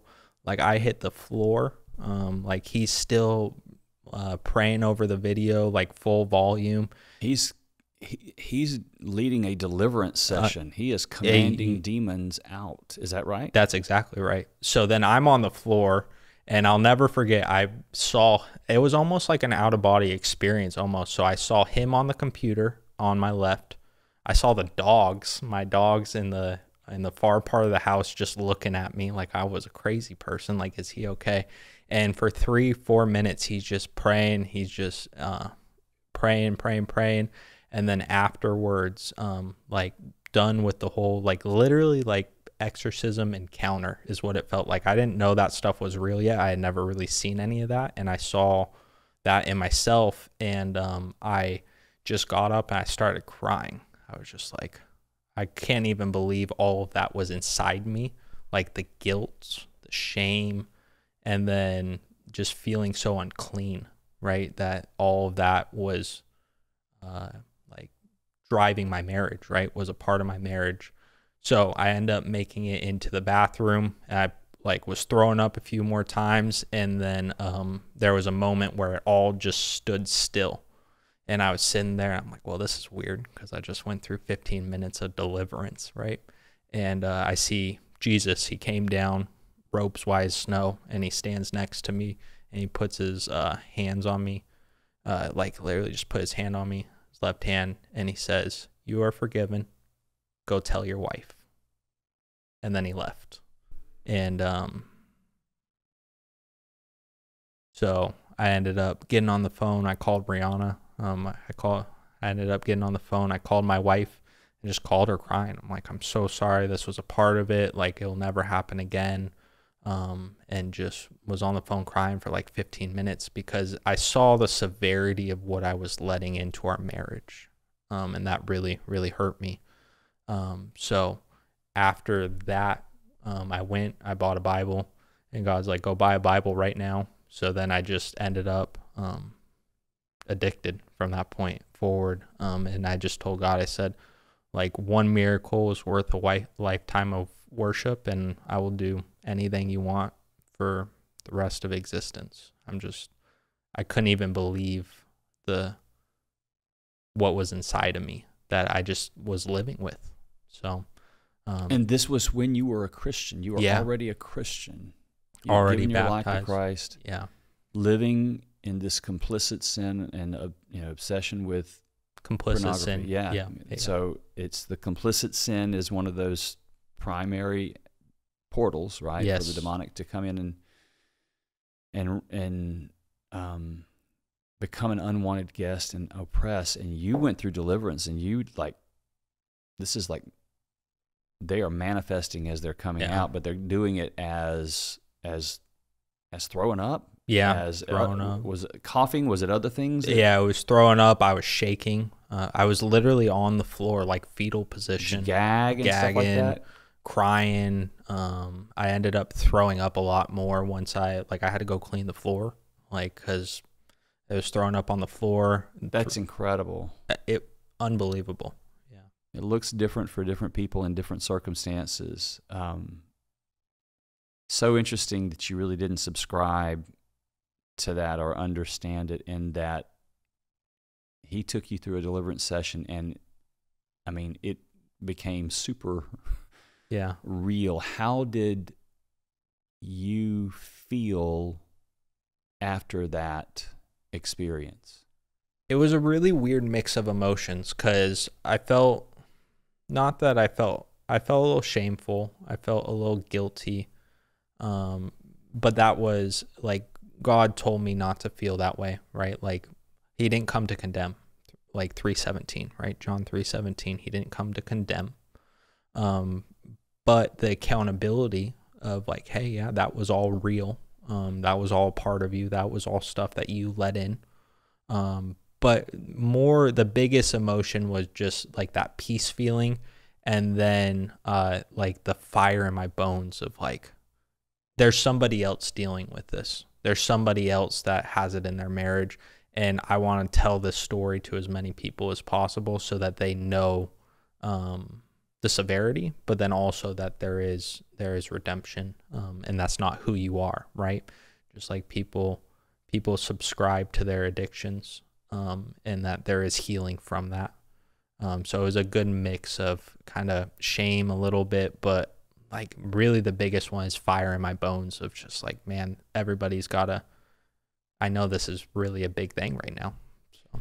Did you continue to struggle with it for a little bit after that, for a little while before it went away? No, really. I've not even done anything like that since. Like sometimes you'll get that. And the way I think about it now, it's a tactic, right? I can see it's a tactic by the enemy of, wouldn't that be great? Kind of like that whole it would be better mentality, like, hey, one time's not bad, all that kind of stuff. And it's more not necessarily, it's not a temptation, it's a tactic is what I see it as. And it doesn't, I'm like, yeah, right, haha, kind of thing. And it doesn't bother me. But yeah, the desire, another big desire is seeing women as children of God, and seeing them as as women of God, and now that I have daughters, right, as children of God and sisters, and not the other stuff. So that was a big portion of it as well. Like there's not. It's funny because like I can look over at somebody and like I'll see like maybe like they have a great glow in their eye, like they look happy, but there's no temptation, right? It's just like, I'm happy for you, just like how we can look at each other and be happy for each other, and that temptation isn't a part of it. Like that's the same thing that now I can see women that way, and that's something that God took away from me. Well, that's an interesting, and the last thing you said there is God took it away, and sometimes what's interesting about that is to be able to go cold turkey like that. Yeah. And the question is, okay, did you employ a technique or did something happen? Was an unclean spirit or a group of unclean spirits residing inside of you that were extracted in a moment?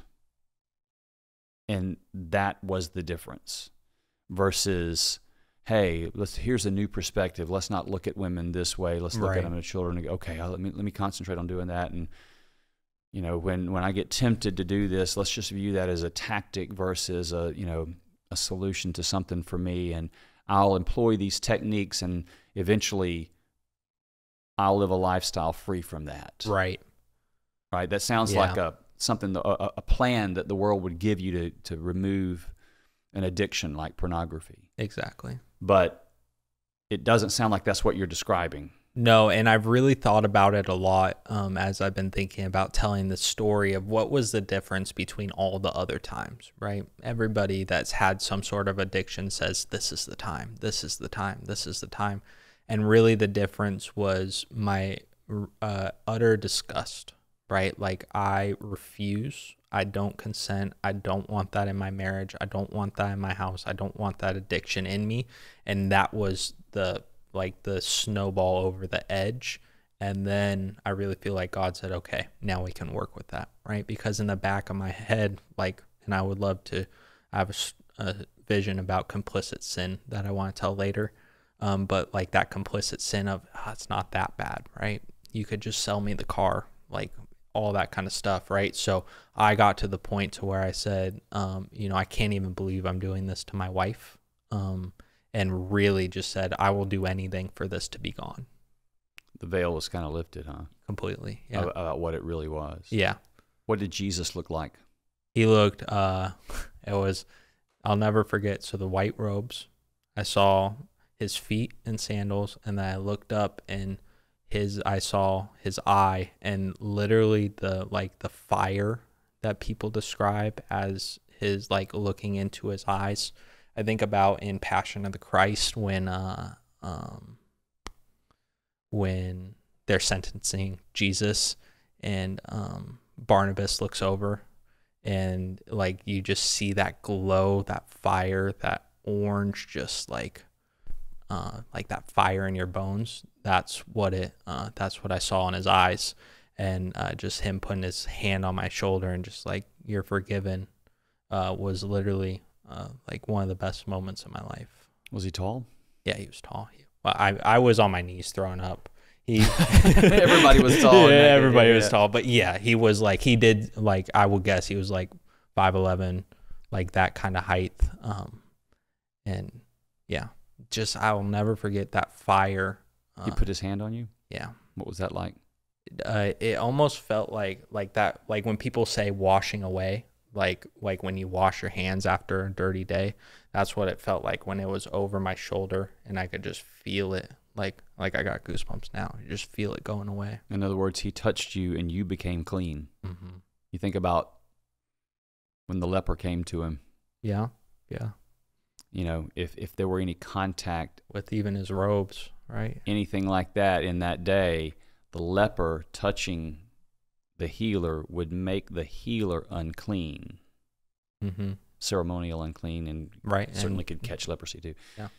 But when the leper touched Jesus, the leper became clean. Mm-hmm. And so when Jesus touched you, you felt a change as if you were being cleaned. Mm. That's cool. That was pretty awesome. What about his feet?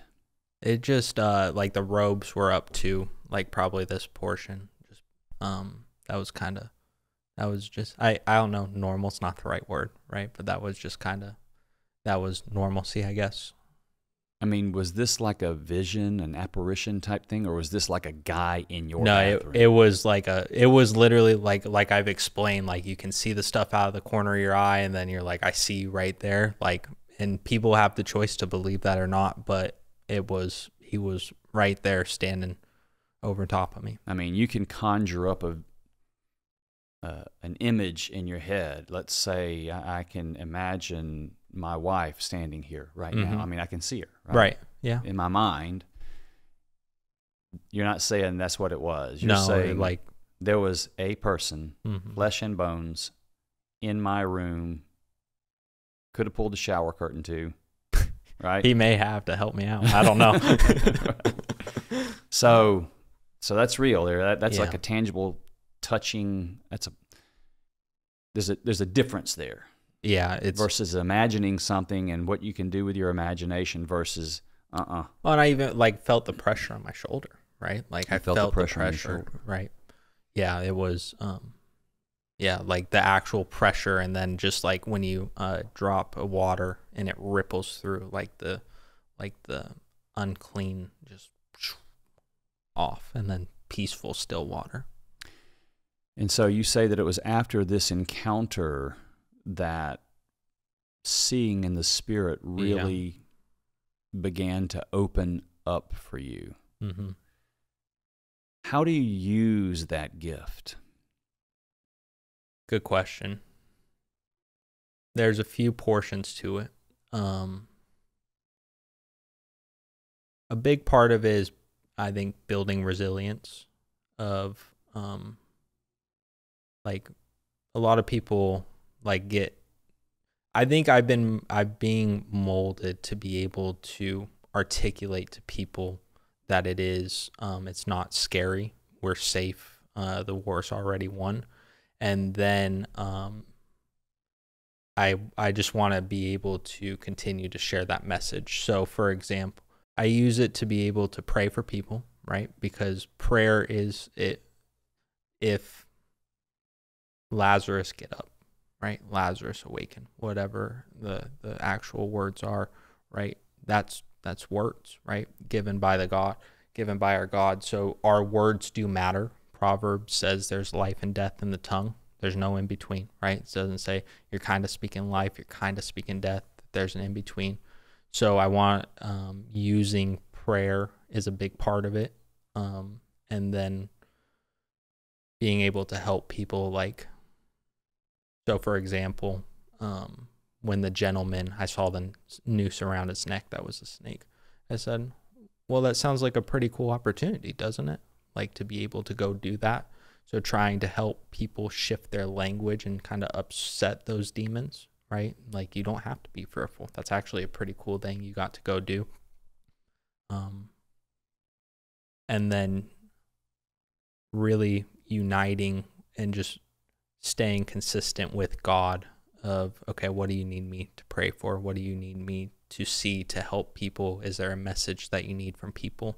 So it's kind of a mix of all those things is what I'm doing. In the past, people who saw things or heard things that everybody else couldn't see and hear were considered to be, maybe they need some psychological help. Yeah. Institutionalized or diagnosed or put on medication or some sort of treatment plan for them. Yeah. How did you have to navigate those thoughts as well? Those were the primary thoughts because I didn't grow up in the church, right? There was no normalcy about that. And I was just like, man, okay, since I got closer to God and I was like, okay, we don't wrestle against flesh and blood and that this is a real thing, I can understand and be on God's team with that. But then what are other people going to think? What are other people, who can I tell this to? Right? well, I have a good support system of a few people I can tell this to, but everybody else in my life, if I tell them this kind of stuff, they just like, are you sure? Like, what's wrong with you? So that's where I pray for boldness and bravery to be able to just be like, the Most High God has my back. I'm just going to keep doing what he wants me to do and stick with that. So yeah, that was a really big portion of trying to keep me distracted and away from using that gift. So let's say that there's somebody watching this that sees things and they've not told anybody about it, and they don't really know what to make of it, or hears things, or senses things, and they're not going to tell anybody that because they're afraid somebody's going to think they're crazy, and they just want to be able to fit in with their friends and their family and that sort of thing. What do you say to them? Yeah, that's a really good question, because that's the life that I've lived to a certain extent. The first thing is understanding that it is real. It is out there. Are you willing to accept that? Are you willing to fight with God on his behalf? But that gives you the opportunity to really build your relationship with God. Okay, so for example, I'm seeing all these crazy things. There was a point where I'm like, I don't even know if I can tell my wife this stuff, right? I just didn't know. We weren't at that point yet. And I was like, well, I need to keep strengthening my relationship with God. And I see this a lot with people that that don't put God first in their life, right?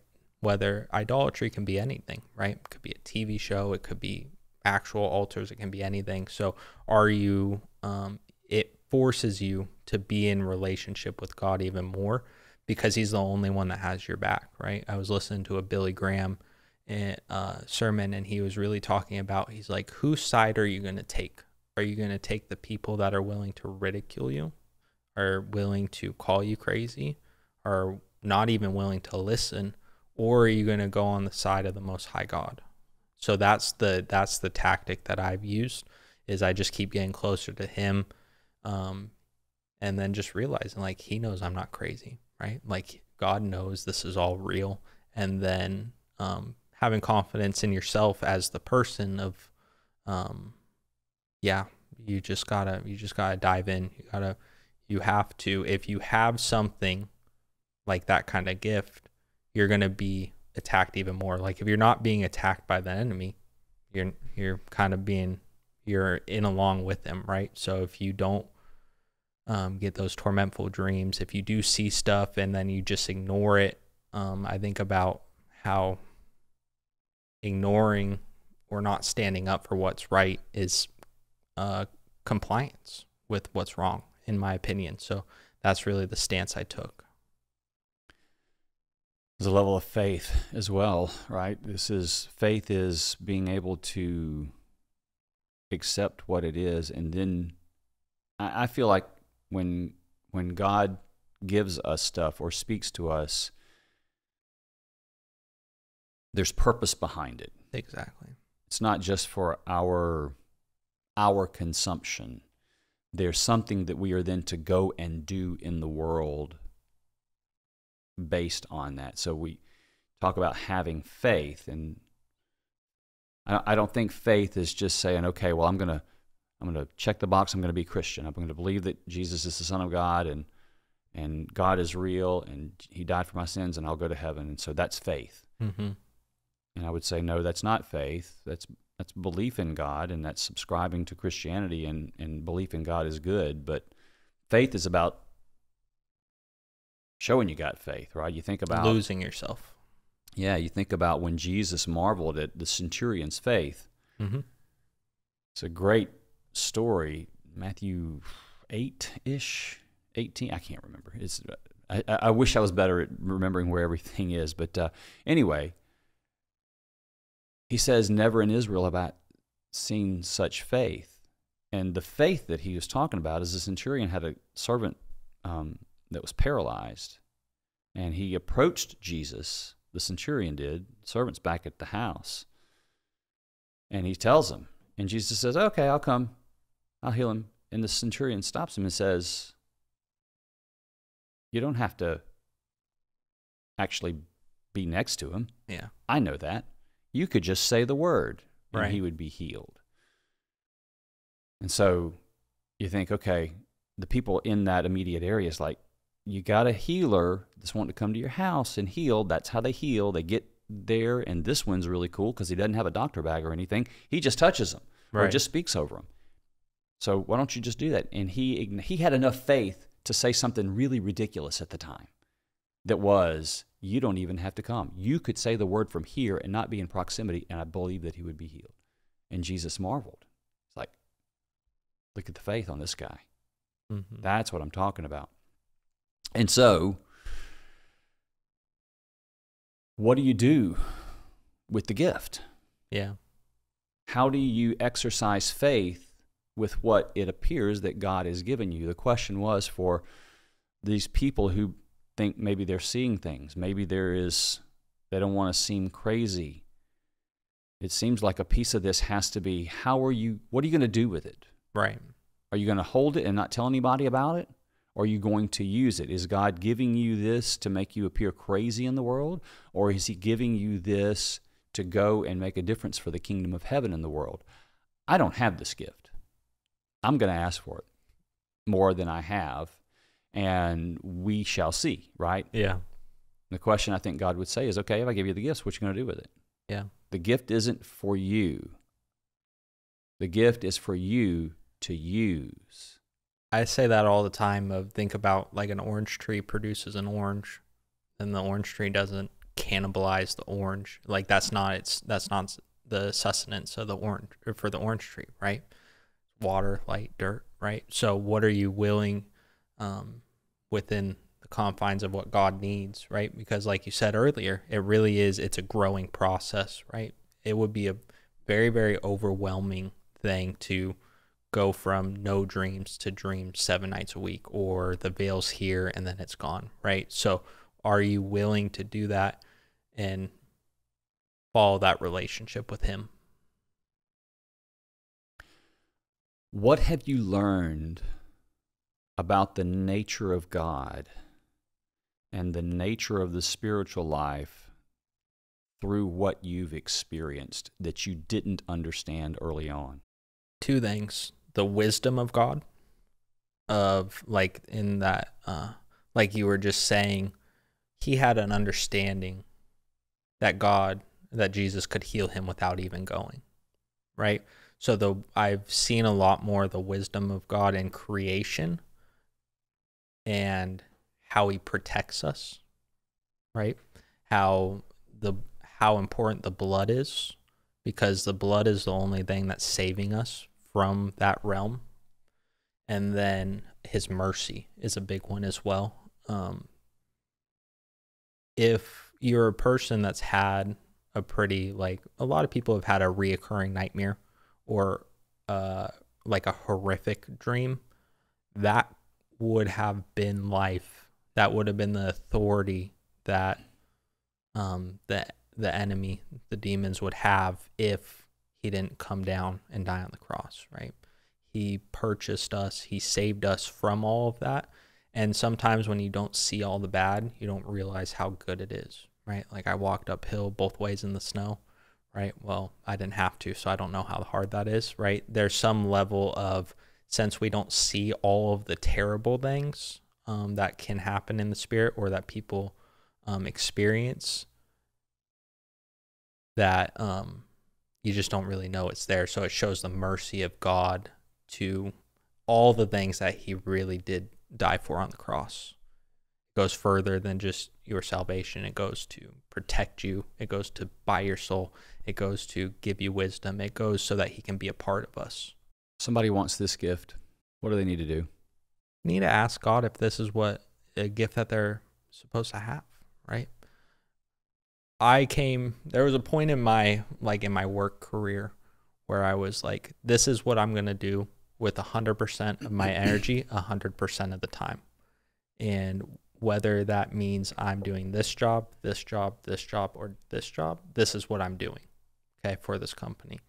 So I think about God in the same way of, there are people that are meant to have this gift, obviously, but if this isn't it, are you willing to still be in relationship with him?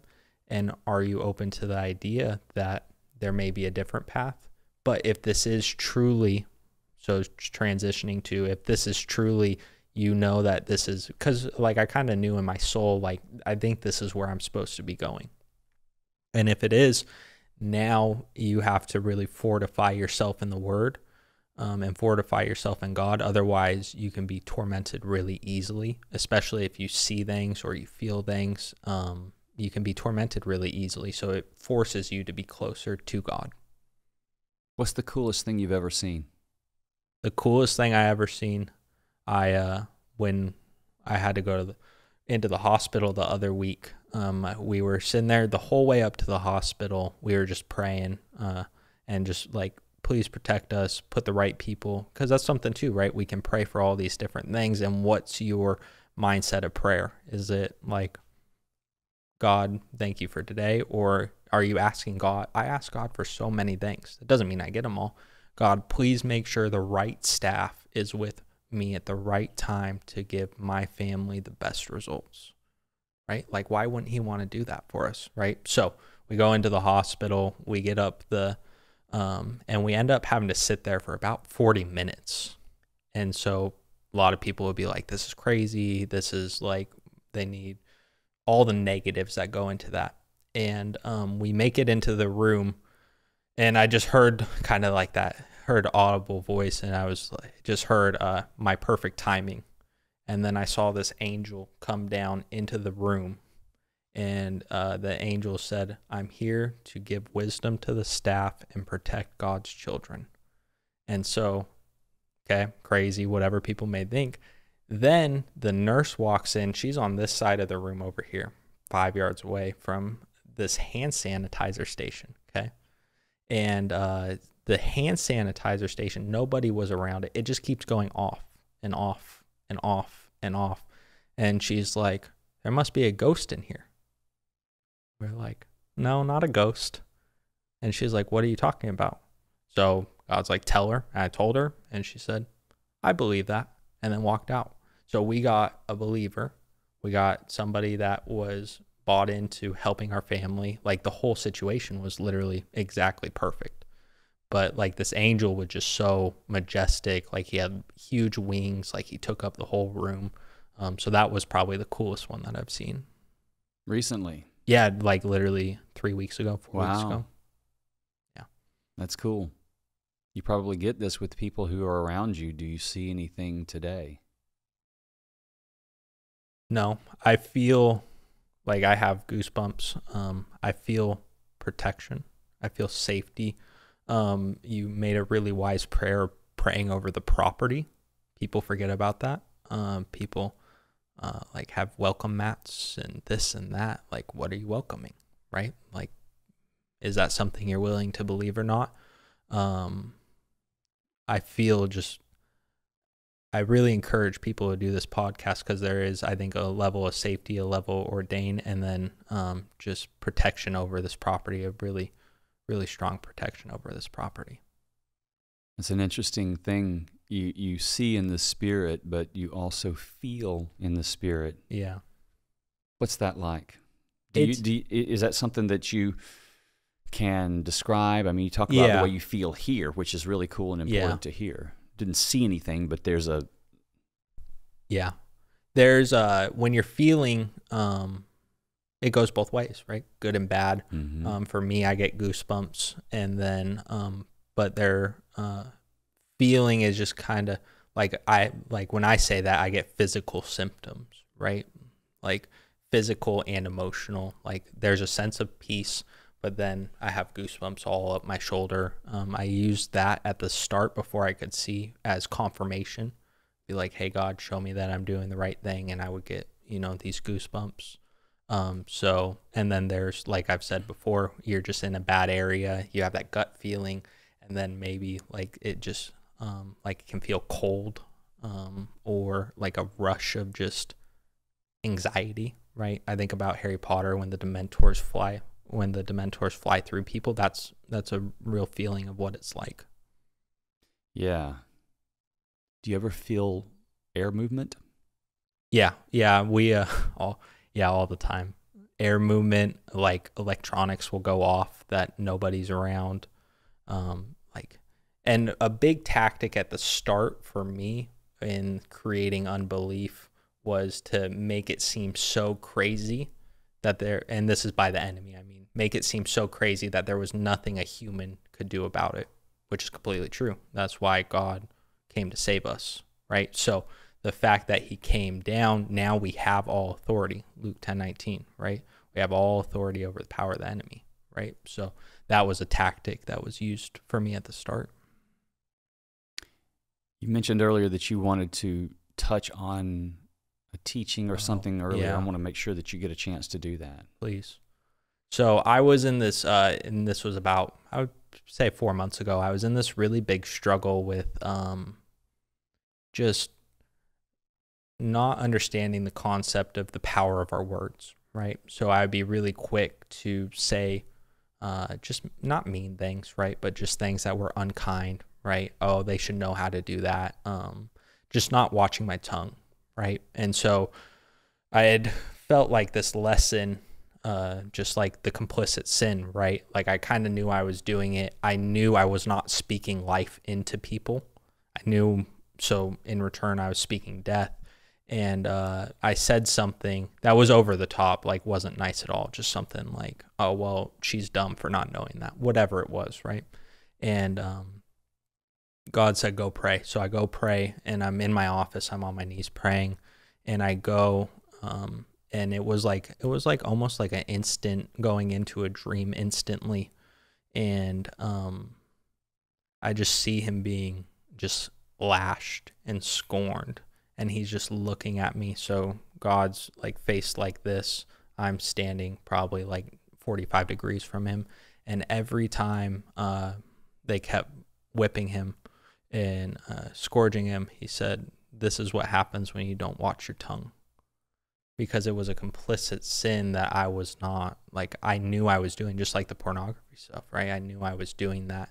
And he died for all sins, past, present, and future.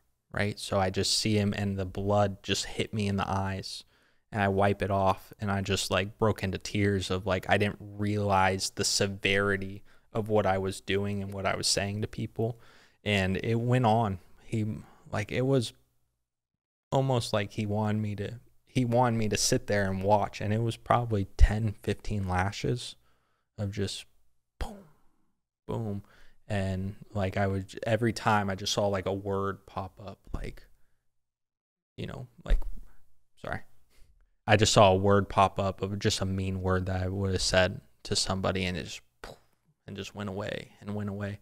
And it was like a 3 or 4 minute thing of just watching him get crucified or being lashed.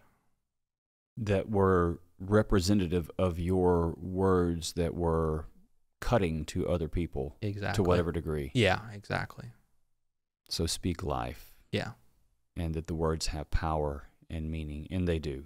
And there's no in between, right? And Billy Graham said there's your silence gives the opportunity for holiness, because you could say something that could, really hurt somebody. And just because you don't say it and they hear it doesn't mean that it wasn't put out there, right? The energy was still put out there. It's still out there in the spirit. And it really is a severe thing of when you're in, you said complicit, like I said, disobedient in the letter that I wrote, of just, I'm refusing not to. That's what the price that was paid for it.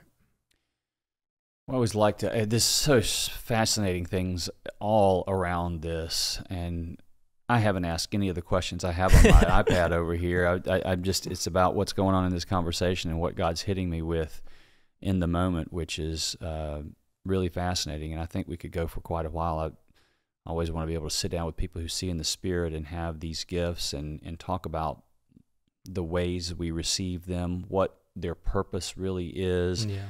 I always like to try to mine for deeper, richer spiritual insights around the purpose of these kinds of things so that people can then take that and apply it to their own spiritual walk and their own lives. We often like to have takeaways for the person who's searching, right? People are here because they're searching for God. They're searching for more about his character and nature. Some people are searching to just want to know if he's actually real. People are trying to understand the spiritual realm around them that they can't really see, but they feel like is there. Are there things that you can offer based on your experience that are something that the average Christian in pursuit of truth can grab onto that would make a difference in their own faith walk? I've noticed this a lot because I'm a very intense person. I'm all in or nothing. And I think about when JFK said, "Ask not what your country can do for you, but what you can do for your country." I really think about that a lot in my relationship with God. And it's not necessarily I'm telling God I'm going to see in the spirit to serve you. It's, God, what can I do for you? And what I've noticed with people that have been saved but haven't pursued more is they're not necessarily seeking that next level. There's people that people are supposed to talk to, right? There are people that are being commissioned to do great things, and really just, are you willing to buy in? Are you willing to be in relationship with him? And like, go take it by the horns, right? Be in prayer. When's the last time there are people, and this was me, like, when's the last time people just picked up and read their Bible, or they writing scripture on note cards to help, memorization, or because these are all our weapons, right? What did Jesus say to the enemy? It is written. And then quote Deuteronomy, right? When the Israelites were acting out, right? This is our weapon. Hebrews talks about a two-edged sword, right? A double-edged sword. You only take a double-edged sword into battle. So this is our lifeline. The Word is our lifeline. He is the Word. John 1:1, in the beginning was the Word. John 14, and the Word was flesh, right? So really, really, really, all the other stuff comes when you seek him, is really the biggest thing that I've noticed. When you take that first step and you're like, yeah, I'm willing to set my ego aside, willing to set my unbelief aside, and just be with me, God. Like, a lot of times I'll pray and just pull up a chair. Like, God, you want to come pray with me, right? Like, where are you willing to buy in? If you are willing to believe Genesis 1:1, and you believe that he is who he says he is, God, then why would any of the other stuff not be able to happen, right? And I think about Jesus's ministry, all the amazing healings and teachings, and then people think, okay, well, it's 2025. Like, I feel like there's this, like, well, that was in the Bible. Is it true? Is it not true? Like, I believe it all is true, and I believe that he would do the same thing for us now. We just have to really build that relationship with him. That's good. Seek first the kingdom of God and his righteousness, and all these things will be added to you. And then your heart changes, right? The desires of my heart have changed, right? I used to love certain things. Now I don't love certain things at all, right? We were in a situation where a woman was having a hard time. She was screaming in the restaurant. She was going crazy, and everybody else in the store was snickering. Like, oh, like, that's kind of crazy. Like, that's not the desire of my heart. Like, I want healing for her. I want her to feel better, right? It's not funny that she's having a hard time, right? And these goalposts, it's a tactic by the enemy to gradually move these goalposts. Well, you can watch porn if you don't cheat, or you can, like, the goalposts consistently get moved, right? So where's the moral standard? It's the book. It's Jesus. That is the moral standard, and then buying into that. That's good. That's really good. Thinking of Matthew 6:33 that I was just quoting there. Notice that it doesn't say, seek these things, and then you'll get the kingdom of God. Mm-hmm. In other words, the gifts. Don't take your eyes off. It's like the dream you're talking about. That's so good. Goodness gracious, Holy Spirit, man, falling on it. Glory to God. It's so good. What are you asking for now? I am asking for an artist to be able, my goal is to be able to show people the Spirit. Really, I'm praying in an artist that can help. I'm not artistically inclined, so I want somebody that could help translate pen to paper or whatever. That's what I'm praying in right now. You think he's calling you to illustrate? I've been what working. you see? Yeah, I do. I think showing people, because a tactic is the hiding in the shadows. It's keeping people, like, why were they weren't letting people in back in the day, like you couldn't read. They weren't teaching people how to read, right? It's all about hiding information so that people are confused, right? And they don't know what's going on. So for the things that God permits, I want to be able to show people this is what it looks like. This is how it is. It's glorious. Like, That's it's cool. beautiful. Like, so, and then the other side, this is the negative stuff, but this is how we can deal with it. We already won. You already have all the tools. And it's like, when you get saved, you realize that Jesus died for us already. Not like it happened. Right. So that's the point where I want to make, of just showing people kind of what it's like, but then like the cool stuff too, because it's beautiful. It's miraculous. The colors, sometimes there are colors that I see I just can't describe. Describe them. Yeah, that's what I mean. I'm like, tell me about it. I mean, tell me the characteristics. What is it? I've heard this many times. Yeah. And I'm always fascinated by how people actually do try to describe them. The one that I kind of see a lot of times is like the most beautiful, like, sunset you've ever seen, that kind of orangish, reddish, but then it's not like this table is brown, right? Like, the colors almost seem like they kind of move and interweave and are like if you were watching the sunset, like, and we can't even see indigo. You know what I mean? Like, so there is like stuff that's out there. So that's that one I see a lot. In your dreams? No, yeah, kind of. So like I see it in the spirit, like when I'm praying. So not dreaming necessarily, but in the spirit, in prayer. Oh, wow. Yeah. I hear that with people that have had pretty profound NDEs and trips to some vicinity of heaven, whether it's actually in heaven or a suburb, I don't know, but they talk about the color in a different way, almost that it's like alive. How you like can, moving. and colors that I've never seen here, and I'm just fascinated by that. I think that's going to be an amazing experience when we get a chance to experience that fully, and I can only imagine how glorious God has his heavenly experience. And I heard somebody once say, talking about the flesh, and then in the spirit, everything's amplified. Like it's 1,000 times more for the good and 1,000 times worse. And when I've been in prayer or seeing things, like you really do see that there is like these extra colors or whatever it is. Like there's more beauty to it, but then also in the spirit there can be more darkness around it as well. For sure. I just love this. This is such a fascinating conversation. This has been so cool because I've gotten a chance to ask a lot of questions, which has been great. Is there anything that I didn't ask you about that you'd like to mention? Yeah. I want to tell the story about one of the angels I saw. And I think this will give a lot of people a lot of peace.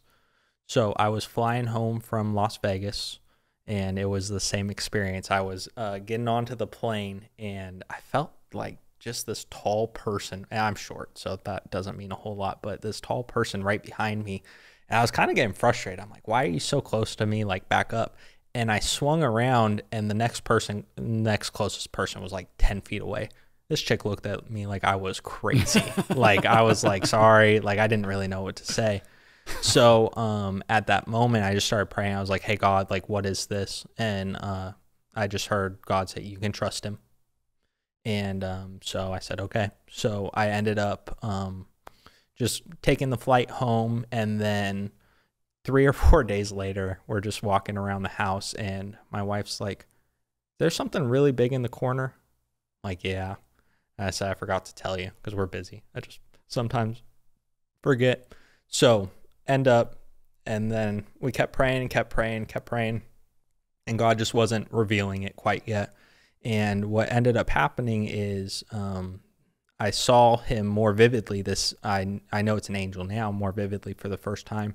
Kind of had like a burlap sack almost, like kind of like a Santa Claus bag. I don't know, but it was like brown. And he was a little bit taller, no wings, just kind of like a normal kind of person. Like if you saw somebody that was, you're like, oh, that's a tall guy. Saw his face, it was kind of roundish. And I'm like, okay, God, like reveal, like, can you finally tell us why he's here? And we would be sitting on the couch, and the dogs would be in each corner of the room. We had 4 dogs at the time, and like we would just see this this figure over by the dogs, and the dogs would just be happy and just laying down and super peaceful. And then we kept seeing the figure by all the dogs. We ended up learning that the shepherd that we had for 8 years, he ended up getting stomach cancer.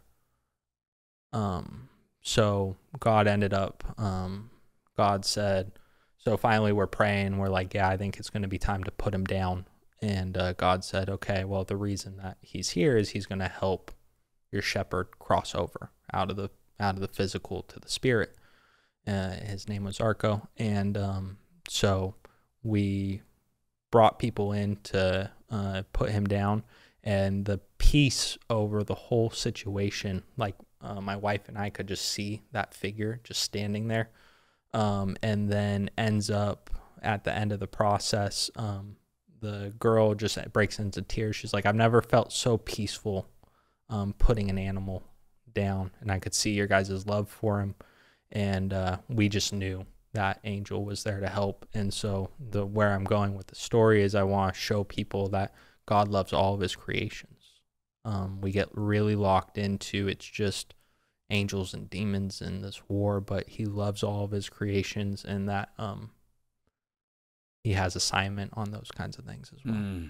That's so cool. That's really cool. Chris Lucas, normalizing experiencing the spiritual. And I think that's good. Yeah. I think it's good. We have doubted and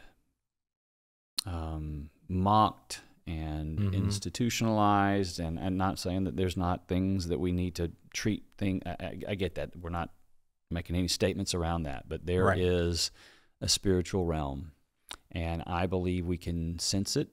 I think more of us can sense it than we give credit for. And some of us can see it. Not me, but you and others like you.